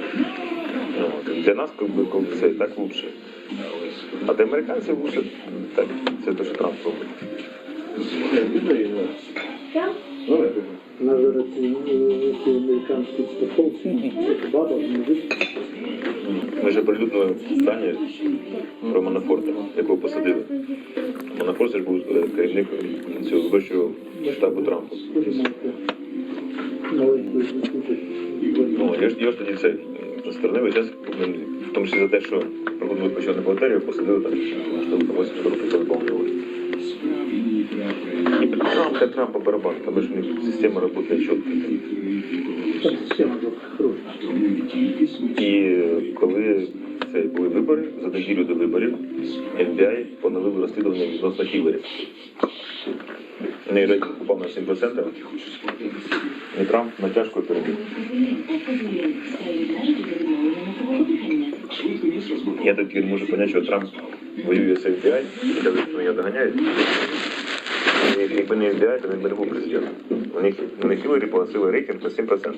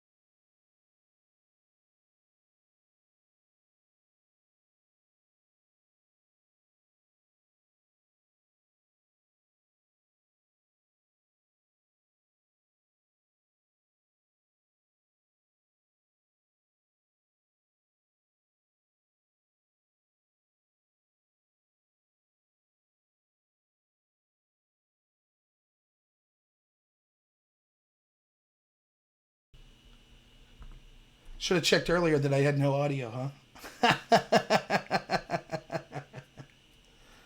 Okay, so I just wasted a half hour there. Let me write here to everyone. It's funny, 4 people stuck through that. Whew. Yeah, let me just recap real quickly what was said. There was an admission from George Kent and others, as is proved by Solomon's article here, that they pressured Ukraine to drop investigation into Trump allies and into 2016 election interference. The reason I wasn't paying attention to the chat window was because I don't know how to look at the chat window when I'm reading from a different article. But nonetheless, what is the significance of this, right? What that second part, here's what you missed me talking about, was going through what was going on this article and showing that actually the claim that Litsenko lied and that Solomon lied and that actually there was no pressuring from State Department officials like Yovanovitch to Ukrainian prosecutors like Litsenko to drop investigations. They said that was a lie. That's not true. George Kent's own testimony, which you could check, his closed-door testimony, page 7, says specifically that yes, they actually were pressuring Ukrainians to drop investigations into Obama allies. In fact, it goes further, and this is what I think is the biggest story to come out of the impeachment hearings, which is it says specifically that Sitnik, remember, who was the person whose audio I played that admitted to interfering in the election to help Hillary, who a Ukrainian court found guilty of interfering in the election to help Hillary. He admits, we told Lutsenko any attempts to stop the NABU, including opening investigations into Sitnik, will result in jeopardizing our anti-corruption cooperation. What is the anti-corruption cooperation? Billions of dollars, manpower, etc. In other words, they did exactly what they claimed Trump did. They said, you will drop these investigations or we're going to stop giving you aid. Now, who are these State Department people? Would it surprise you to learn that that's basically everyone who's testifying against Trump? See what Volker and Hill and Yovanovitch and Holmes and Kent, all of them, Taylor, they all said, we couldn't believe that Trump would meddle in the prosecutorial decisions of the Ukraine. Why would you meddle in another country? Their department, they all knew, was doing exactly that. And it just so happened it was always to drop investigations into corruption that helped the Democrats or Obama. Just so happened. Yeah, I was on a roll. Bummer. That's the biggest story to come out of the impeachment. Period. Now, 3 things, right? I told you at the beginning. What's this Solomon article prove? 3 things. Remember, it's all backed by independent facts. I specifically told you the ones where you could say, okay, maybe Shokin's lying, we could ignore that. Or, okay, I don't think this one's that big of a deal, right? I told you all that. What are the 3 things that this proved? That no one's rebutted. 1, there was more than enough evidence to question the official account of Biden and to look into it. 2nd, that there's more than enough evidence to look into election interference on 2 accounts. 1, did the DNC seek dirt on Trump from Ukrainians? And 2, did the Ukrainians actually give dirt against Trump? Evidence of both of those. 3, there is evidence that the State Department officials themselves were actively involving themselves in Ukrainian prosecutorial decisions, telling them not to investigate Obama allies and 2016 election interference. If those 3 things are true, if there's possible corruption of the highest order of Joe and Hunter Biden, if there's possible election interference from the Ukraine, and if the official channels at the State Department were actively involved in suppressing investigations into those 2 things, then Trump had every right to reach out to Zelensky and try to investigate this corruption and have him cooperate with Barr. There is 0 case for impeachment, period.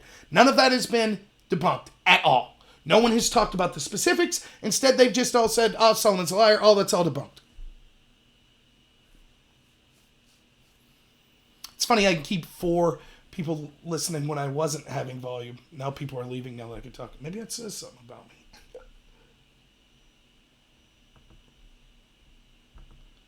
None of that. I've told you all the arguments that people have given.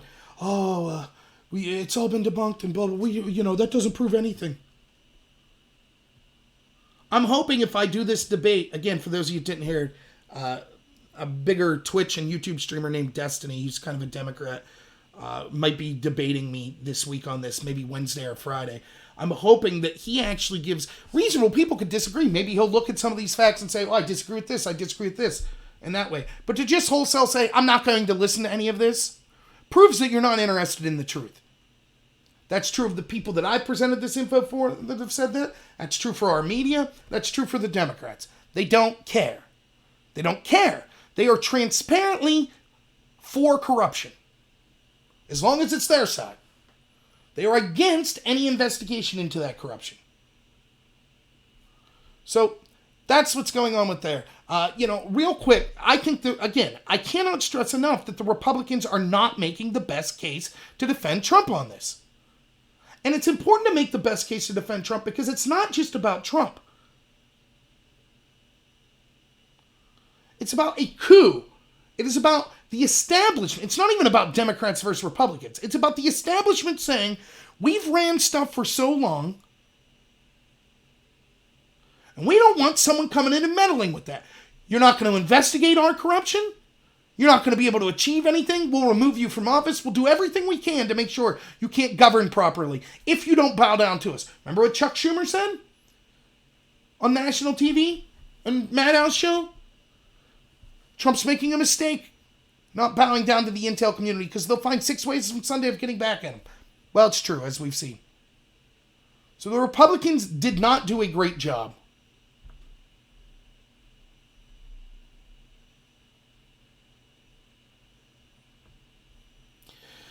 They're right about the whistleblower being corrupt, and they're certainly right about the quid pro quo. The big testimony, and you could see yes, it's important for the Republicans to point this out, but also, if you look at the greater context of just outside the impeachment, it really shows how corrupt our media is.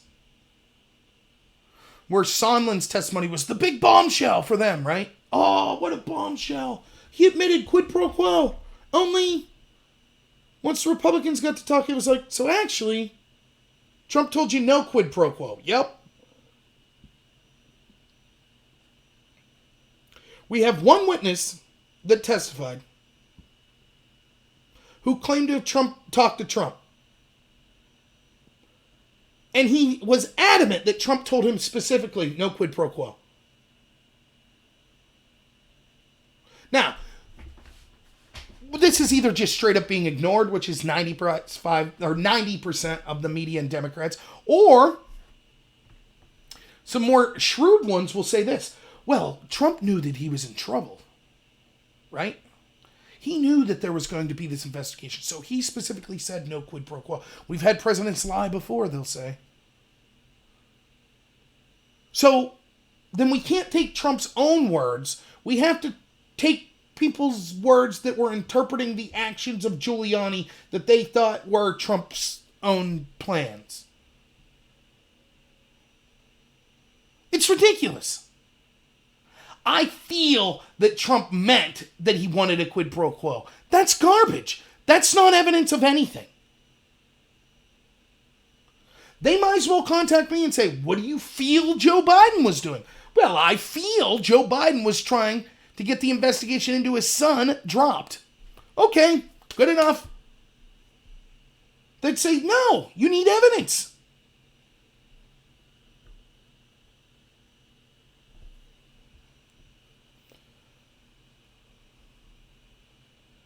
So that's what went on with the impeachment. The coup, we could talk about, I'm not going to get into it much. I'll probably only do this for another 20 minutes, but, the poll numbers some are showing that nothing changed. Some are showing that independents are less interested in impeachment. I don't believe the poll numbers anyways.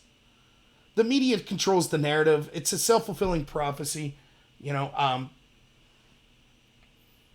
psychology 101. You boost your confidence up by talking yourself up. So if all the media says, yep, this is damning, and if all their polls that they pull say, yep, this is the way it's working, they're hoping that that will change reality. We'll see.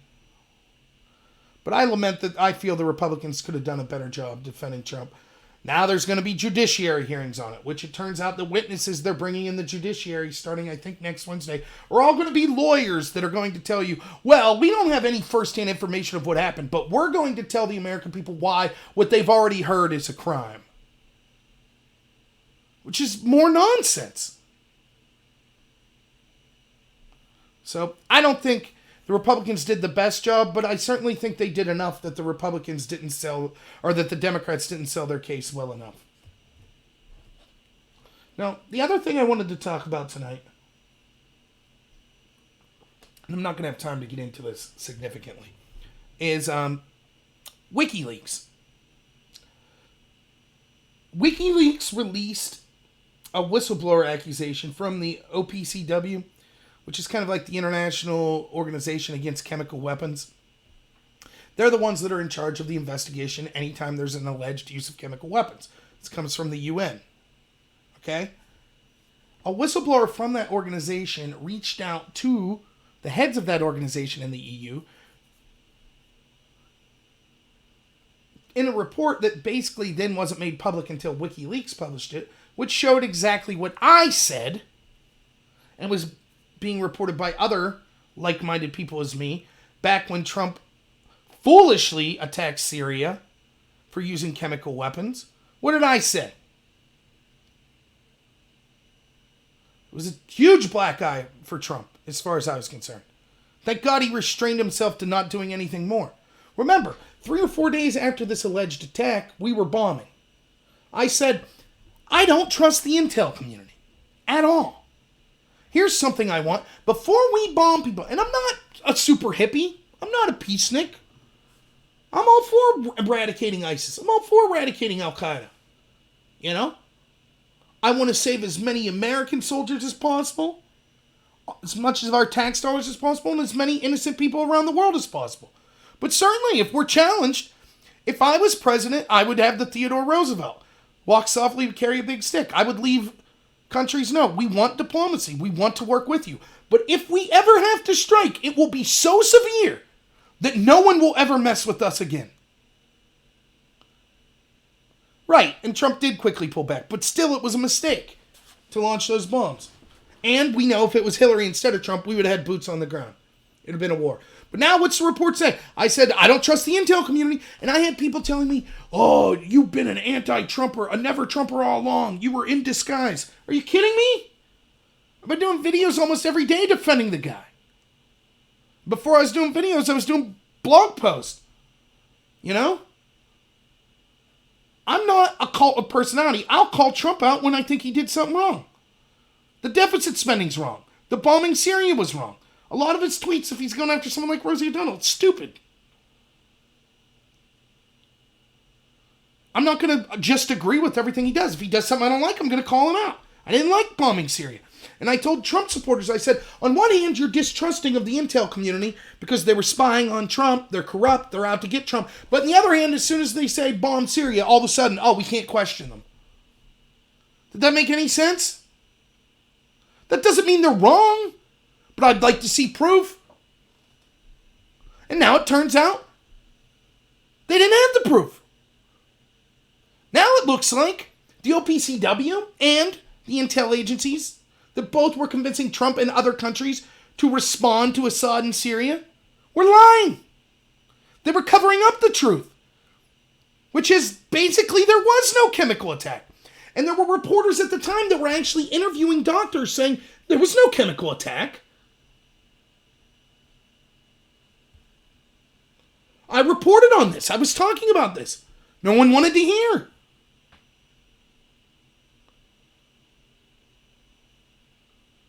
One of the things that was great about Trump, again, people have heard me say this over and over again.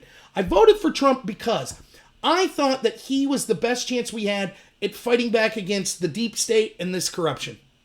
And I was right. And not necessarily because I'm someone who's like going to talk to you about Coup or about how Trump's playing 4D chess. That's not what you're going to get from me. Mostly it's because his opponents can't help themselves. Their fear of not having total control. Because once you've engaged in the corruption that they have, the deep state, the people that are really running the show, establishments in the Democrat Party primarily, but also some in the Republican Party. Once you've ignored the will of the people for 3 decades, you have to maintain total control.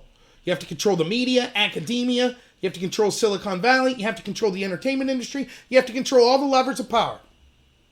If you get an outsider in there, and any little bit of truth starts coming out, that's really bad for you. So I knew if you got an outsider or a potential outsider like Trump or possibly even Bernie, though I'm skeptical now, but at the time, that maybe that would force the media to show themselves for the corrupt propagandists they are. It would show the intel people to show themselves for the corruption they engaged in. And that's exactly what happened. To me, it's not a matter of, Trump was a genius. It was Trump's mere existence in winning. And I'm not saying Trump's dumb either. I think he's very shrewd. But his mere existence in winning forced them to out themselves. So I'm not going to trust them when they say, but Trump, you got to listen to us here. I said things like this. Did you ever notice it was quite odd that the only time that you would see Rachel Maddow, Fox News, and CNN praising Trump, the only time they'd all praise Trump is when he's bombing Syria. Finally, he's acting presidential. Are you kidding me?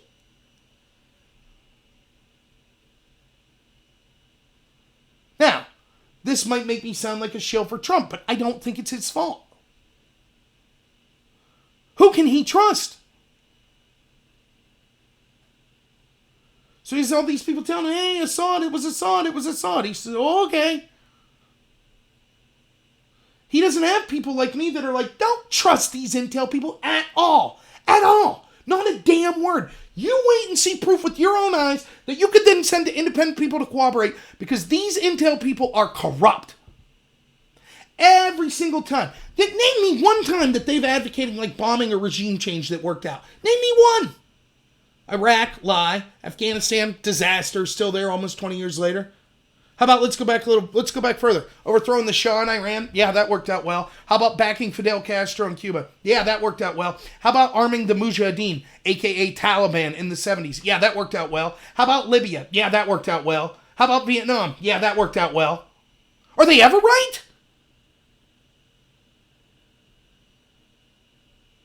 But this time they're right. Trust them. You know, I remember when, keep in mind, I'm like entering college in 2002. We start going into Afghanistan and Iraq. All my friends, like these, liberals, a lot of them like hippie type people, still friends with a lot of them today, Against the Iraq War. I was against the Iraq War. I became a big Ron Paul guy. I thought we were being lied to. I thought it was corrupt. Turns out that was basically the case. What did the media say in their defense? They said, never again. We won't do it ever again. We got duped, but next time we'll hold the intel community's feet to the fire. Now they're telling us 10 years later, not only should we not hold the intel community's feet to the fire, but if people like me and you do the job they're not going to do and actually question the intel community, then we're hurting America. That's what they told us. Now Syria. Got to bomb Syria. Well, turns out that was most likely a lie. You think that's going to be reported on the mainstream media? Kudos to Tucker Carlson that talked about it. That's about it.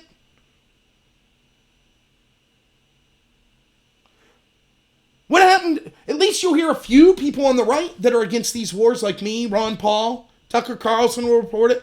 Trump, that was his gut feeling, right? That was the other thing I was going to say. That's why I voted for Trump. The other thing that I thought was great about Trump was specifically the second debate he had with Hillary. The vice presidential debate was in between it. And there was all kinds of rumors that Trump was saying like, maybe we should cooperate with Putin in fighting al-Nusra and Al-Qaeda and ISIS in Syria. And so Pence and Kaine had their debate, and Pence was voracious. We must fight back against the Russians and Assad in Syria. So it was like, they reined Trump in.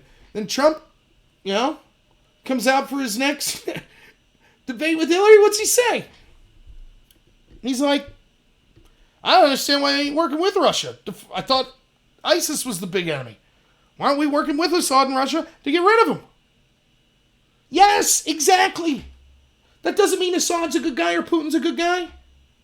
We had to give give up our Fourth Amendment rights due to the Patriot Act, I have to get felled up like I'm a little kid that Joe Biden's lording over every time I go to the airport. All in the name of fighting Islamic terrorism.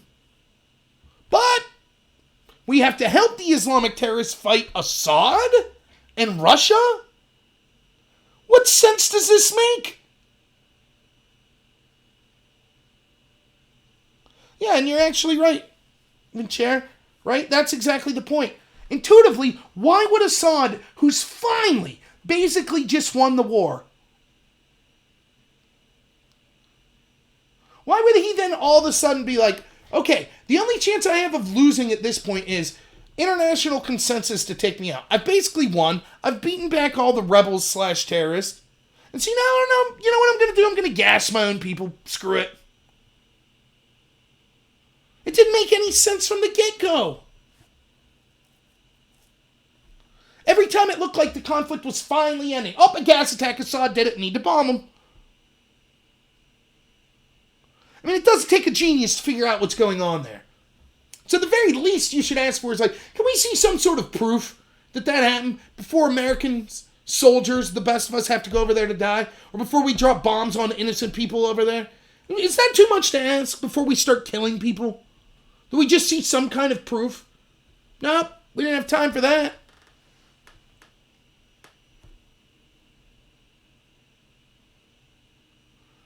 Now we have this whistleblower report.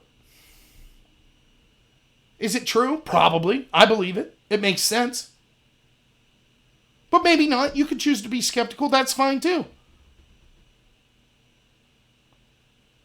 But doesn't that seem odd? Doesn't that seem like a good cautionary tale? And doesn't it prove that the left, the party of peace, the party of love, Nobel Peace Prize winner Barack Obama, who dropped more bombs than any president before him, how hypocritical they are? You know, again, I haven't heard anyone but me say this. Bernie Sanders, so many of my friends, left-wing anti-war friends, they're Bernie bros. In 2016, many of them today, or Elizabeth, right? Warren. Bernie's going to, healthcare this and free schooling that and blah, blah, blah, blah, blah, blah, blah, blah. All this money. Where's Bernie going to get all the money to pay for all this stuff? Well, he's going to tax the rich. Okay. And then one of the things he says, and all of his supporters always say, is he'll take money out of the military in their disastrous foreign overseas wars. Okay, I agree. I actually agree with that. Now, when you start to look at it, I'm not going to have the direct figures in front of me, but it's like defense spending something like 400 to 500 billion. Bernie's plan cost, at low estimate, 60 trillion over 10 years. So even if we had no defense budget, which is clearly insane, that wouldn't even begin to pay. That's a pittance. That'd pay about 5 trillion out of a 60 trillion budget. But nonetheless, that's part of the thing he says. And I actually don't mind taking some of that spending we have in foreign wars I think is ridiculous and harms us. So then when Bernie finally has a chance to put his money where his mouth is, right? What's he say? When Trump's like, hey, we should pull out of Syria. What's Bernie say? This is the most disastrous foreign policy decision I've ever seen a president make. He's screwing our allies, the Kurds, over.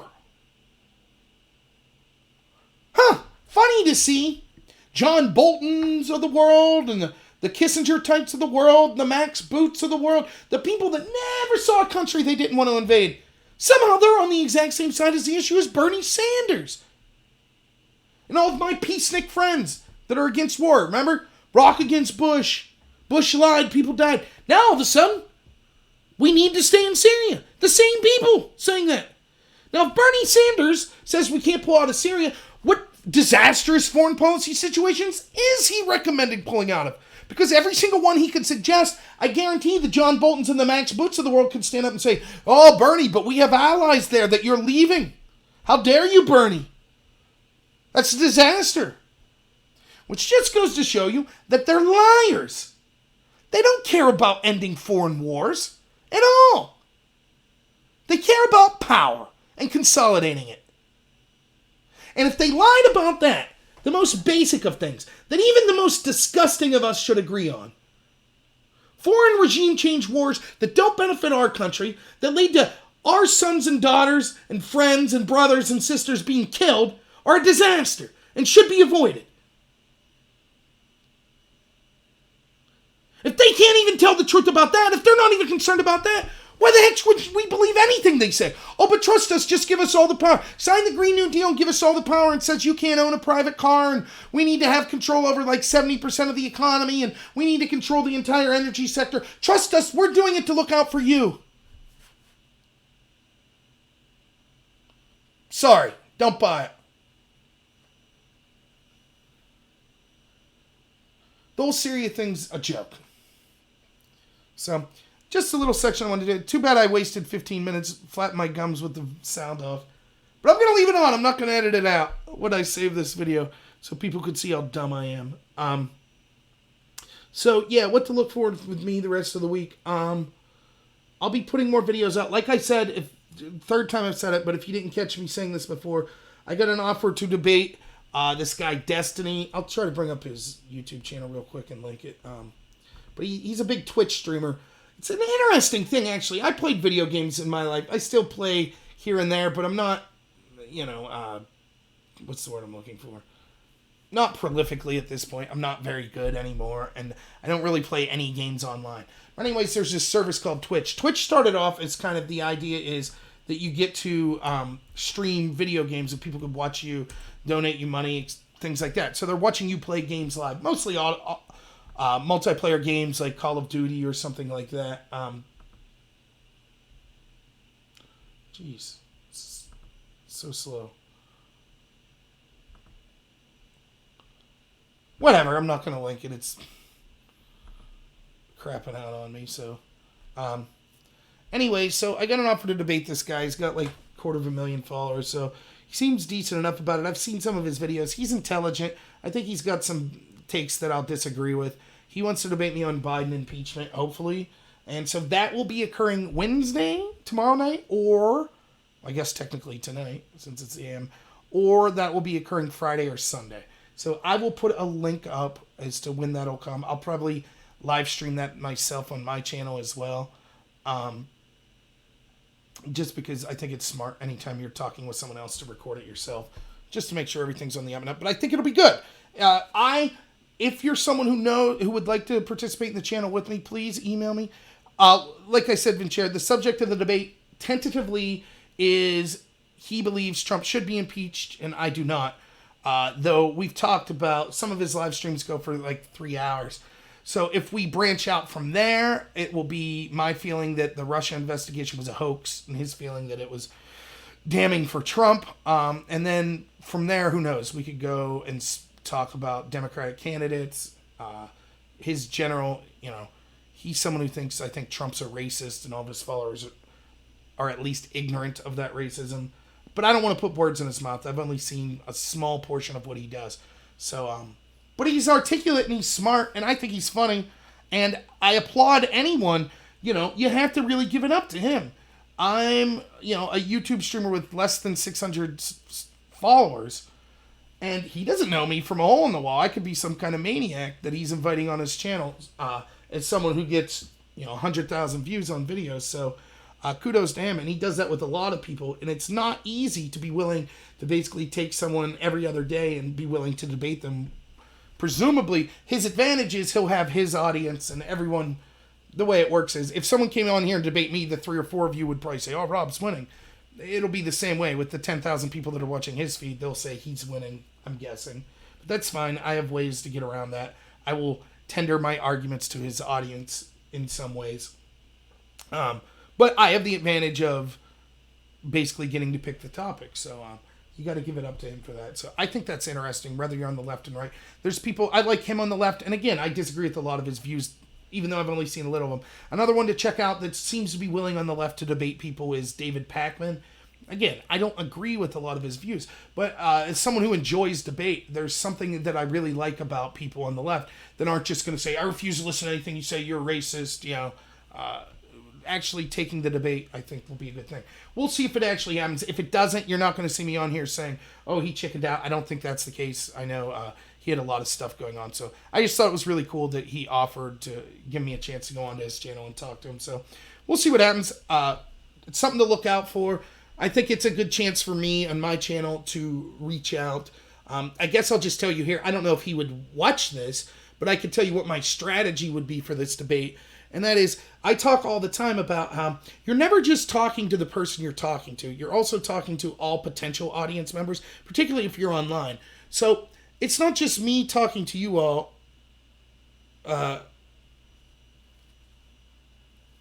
You're absolutely right. That's exactly the point.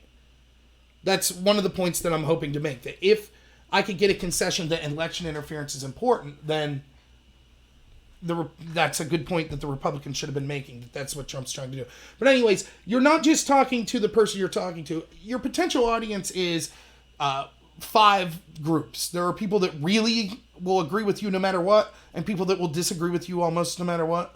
Then there are people that will kind of agree with you. They're on your side, but they're willing to hear out the other side.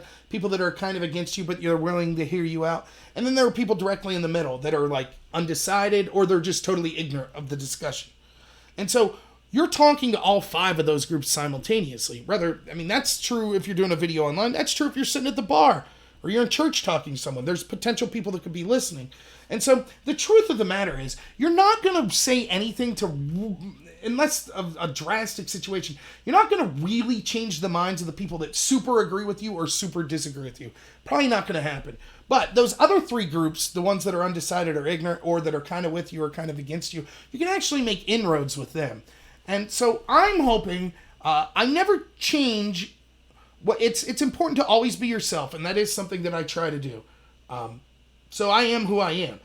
But you also can tailor your arguments for what you think your audience will be. I think my audience will primarily be, in this debate, people that dislike Trump. I think there is a very compelling case to be made that if you're a left-wing person that dislikes Trump, that you should be against this impeachment effort, and you should be against the Russia investigation, because it is stemming from a corrupt intel community and deep state that will ensure that no true left-wing person independent of them ever gets elected. That's why you saw the news today, for example, that Barack Obama is privately saying, if Bernie starts to take the lead, I'll come out and speak out against him. It's why they're shunning Tulsi Gabbard. They're not going to allow an actual anti-war leftist in there. Ain't going to happen. Whoever wins that nomination is going to toe the party line. That simple. They might have their own, pet projects, their own specific things they want to talk about, and they certainly will have their own personalities. But when push comes to shove and we need to bail out bankers, they'll be for it. When we need to have a regime change war, they'll be for it. Every time it comes to stripping away your rights, they'll be for it. You're not going to have an independent person. That's why Ron Paul got screwed. The only reason Trump was able to pull it out was, 1, he was independently wealthy, and 2, because the Democrats actually pushed for him in the primary, as Hillary Clinton herself admitted. And 3rd, most importantly, because Hillary Clinton is one of the least qualified and most unlikable people to ever run for the president. So that's kind of what my strategy will be. And maybe you get some concessions. Christopher Hitchens, who was a fantastic debater, he used to say that he would just come in. He knew that he would never totally convince the person he was debating mine. He just wanted to get 1 or 2 important concessions. And then over a course of many debates, maybe you could start to shift someone's point of view. But you're never going to just in one debate get someone to totally agree with you if they're already starting as opposed to you. So we'll see. But I'll put the links up to that. And I would ask, and Pakman, I think a lot of times, Pakman makes good rhetorical choices. One of the things Pakman does, let me say this first off. When you're in the heat of a debate, it's easy to then play, Monday morning quarterback. And, you could have did this, you could have did that. When you're actually in the heat of the debate and maybe someone's talking over you and there's technical issues and things like that, it can be difficult, you have a time limit to get out what you want to say. Those type of things can be difficult. So just to take that in consideration. With Pakman, I think he makes good rhetorical choices. Like Pakman, this would be an example of a stylistically of how David Pakman debates. He'll be like, well, why do you think Trump shouldn't be impeached? And then you'll start talking, and he'll be like, why wouldn't you think that's a big deal? What evidence do you have that Joe Biden did that? He won't ever give a statement. He asks questions over and over and over again. And it comes off to people that already are prone to agree with him that, oh, this is a very wise, it's like a Socrates-esque thing to do. If you're asking questions, then you must have the answer, right? And so that's one of the things you'll see Pakman do a lot. And a lot of times there isn't substance behind that, I feel. And Pakman's also very good at, and this is something that you should do. This is something that you should legitimately do. Pakman's good, but it's also good strategically, is he's good at trying to sound reasonable. So, for example, Pakman will say, like, yes, we should condemn Antifa, the guy that tried to firebomb the building, but we should condemn that. But here's why the Republicans are worse. And that's more reasonable than the position of, oh, no, we can't condemn. That allows Pakman to then seem reasonable, and he's reaching out to more of those independents because he could make that claim, whereas if your story, but the topic was we were discussing whether or not this Antifa firebombing an ICE facility was a good thing, and you've just changed to a whataboutism of, yeah, but the right wing is worse, and things like that. Pakman does things like that a lot. And what you'll see from Destiny, I think, who's been on with David Pakman a lot, I think both of them make the mistake, and it's a mistake I make quite frequently too, and I'm trying to get better at, is you assume ill intent from the people that you're debating, which is to say, they'll assume I'm a racist, for example. That's probably how it'll come down. I'm not a racist. I'm confident that I'm not. But they will assume the worst, you're coming from the worst possible place. Not that you just have a disagreement on facts or a disagreement on strategy on how to get to a thing. The truth is, I care about solving poverty for everyone in this country. I care about solving suicide and disease for everyone in this country. Like, I care about every citizen of this country, regardless of where they originally came from, what their skin color or religion is, what their sexual preferences. I really do feel that way. When I ran as a Republican congressman, one of the things that I'm repeatedly trying to tell the Republican Party is, we are the big tent party. We don't care what your skin color is. We don't care what your religion is. We don't care what your sexual preference is. We treat everyone as individuals. It's the Democratic Party that wants to treat us as groups. Oh, you're black, so you must think this way. Oh, you're Hispanic, so you must think this way. Right? That's the arguments. Right, and that's exactly right, Vinchair. I think I'm a good debater, I really do. But one of the reasons I'm good is I think that I just have the facts on my side. So it makes it easier. It's harder to debate a position you know is wrong, and that's why I think I'll win. Because I have the facts. But it's what ends up happening is, and you've heard this old cliche, Republicans think Democrats are wrong. Democrats think Republicans are evil. Right? And I think that's what you see a lot, and it leads to these crazy, I've been called a racist over and over for such as this position. I'm against the war on poverty. I'm against things like affirmative action. I'm against reparations. Oh, you're a racist. You don't care about black people. No, quite the opposite. I think that I think that there was a report called the Moynihan Report that came out in the 60s that was done by a Democrat. Moynihan was a Democrat. That said that one of the biggest national travesties we had was 25% of black children were born out of wedlock. Primarily to single-parent families. That number's up to 70% now. By the way, it's not a uniquely racial thing. It's also above 50% for white kids. Almost all studies show us that the three criteria that most affect chances of success in our country are, did you have two parents, did you graduate high school, and do you have a full-time job? If you meet those three criteria, your chance for ending up in prison, ending up as a victim of suicide, etc. Pretty much any statistical relevant category of doing well or doing poorly, your chances of doing poor are far decreased if you meet those three things. Have two-parent family, graduated high school, full-time job, right? So if we have 70% of people in single-parent household, that might explain why a lot of things are happening. What happened from the 60s to now that made that number explode to almost 3 times the amount? I would argue it's the war on poverty. That we started incentivizing victimhood culture and we started giving money to incentivize single parents. Larry Elder talks about how he remembers when he was a kid that government people would knock on their doors and say, hey, if there's not a man in the house, you realize you can get a bunch of government money. which sort of incentivized pumping out kids to get more government money. I don't blame people in the communities, regardless of your color, that did that. If you're told that the world screwed you over and you're a victim and, you're struggling and you're trying to get a helping hand and you find this loophole to do so, I'm weak. I would probably have taken it. I say all the time. I think some of the greatest Americans we've ever had are people that were born in the inner city, that worked their way out of there. Because I'm weak. If I'd have been in there, I probably wouldn't have. Those people are amazing. I think the slaves that were freed, and all they wanted, they didn't want special treatment, they wanted equal treatment. They said, if you give us the chance, we will outwork you. That's an inspiration to me. That is the American ideal. If anyone deserved to hold a grudge, it would be them. But many, many slaves said, we don't want to fight. We don't want revenge. Just leave us alone. Let us prove that from the sweat of our brow, we could be great Americans. Those are some of the people that I respect as Americans, that I look up to, that I say, I wish I'd 1/10 of that, the character they had. I don't have a racist bone in my body. Right? But because I'm against those war and poverty policies, that automatically makes me a racist? That's absurd. I'm willing to assume that the individual I'm debating probably is for the war on poverty policies because they think they're helping inner cities. I just disagree.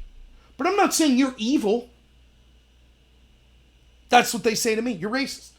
You don't care about the inner city. That's not true.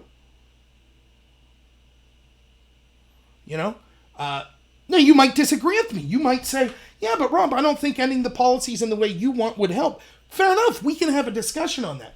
But the idea that I'm automatically immoral I think that's something that you see people like Pakman do quite frequently. And, I think I'm quite adept at arguing why that's not the case. And I could also turn that argument on them. For example, I'm kind of meandering now. I'll be done in 4 minutes, I promise. One of the arguments you hear with illegal immigration. I'm not going to lie to you. I've had moments in my life, particularly as a younger person, where I stare in the mirror and I say, and I would classify myself as my entire life being either upper lower class or lower middle class. For example, I've never made more than $15 an hour.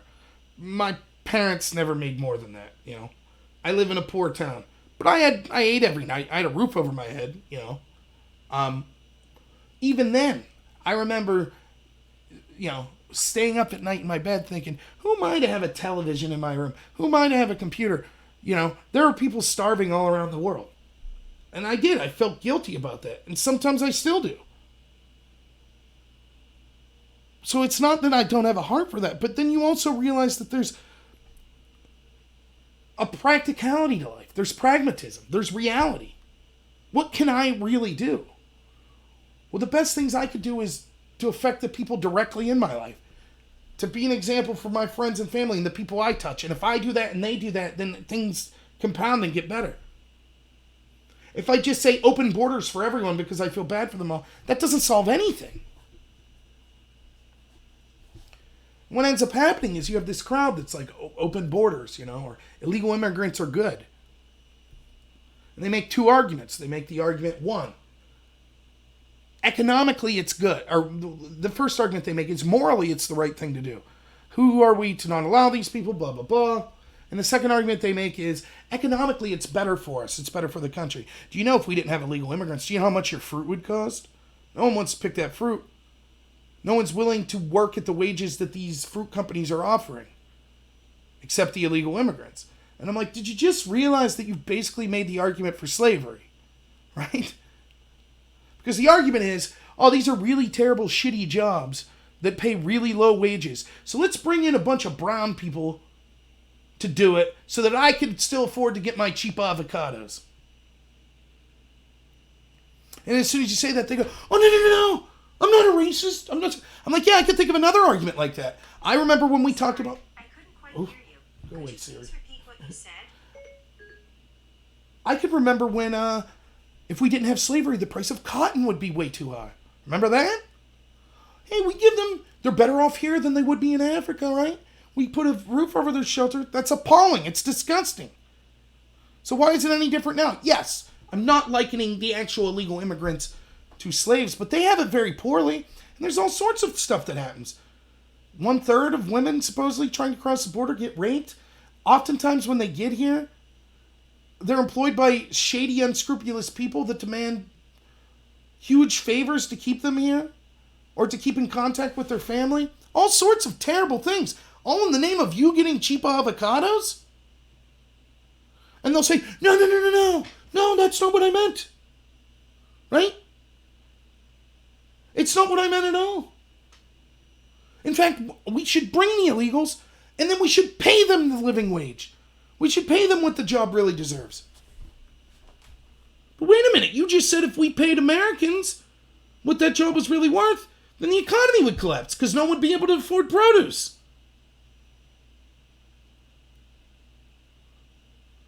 So now you're advocating for the destruction of the economy? Oh, well, no, it wouldn't destroy the economy. Thus you lied. That's what you're admitting now. You lied.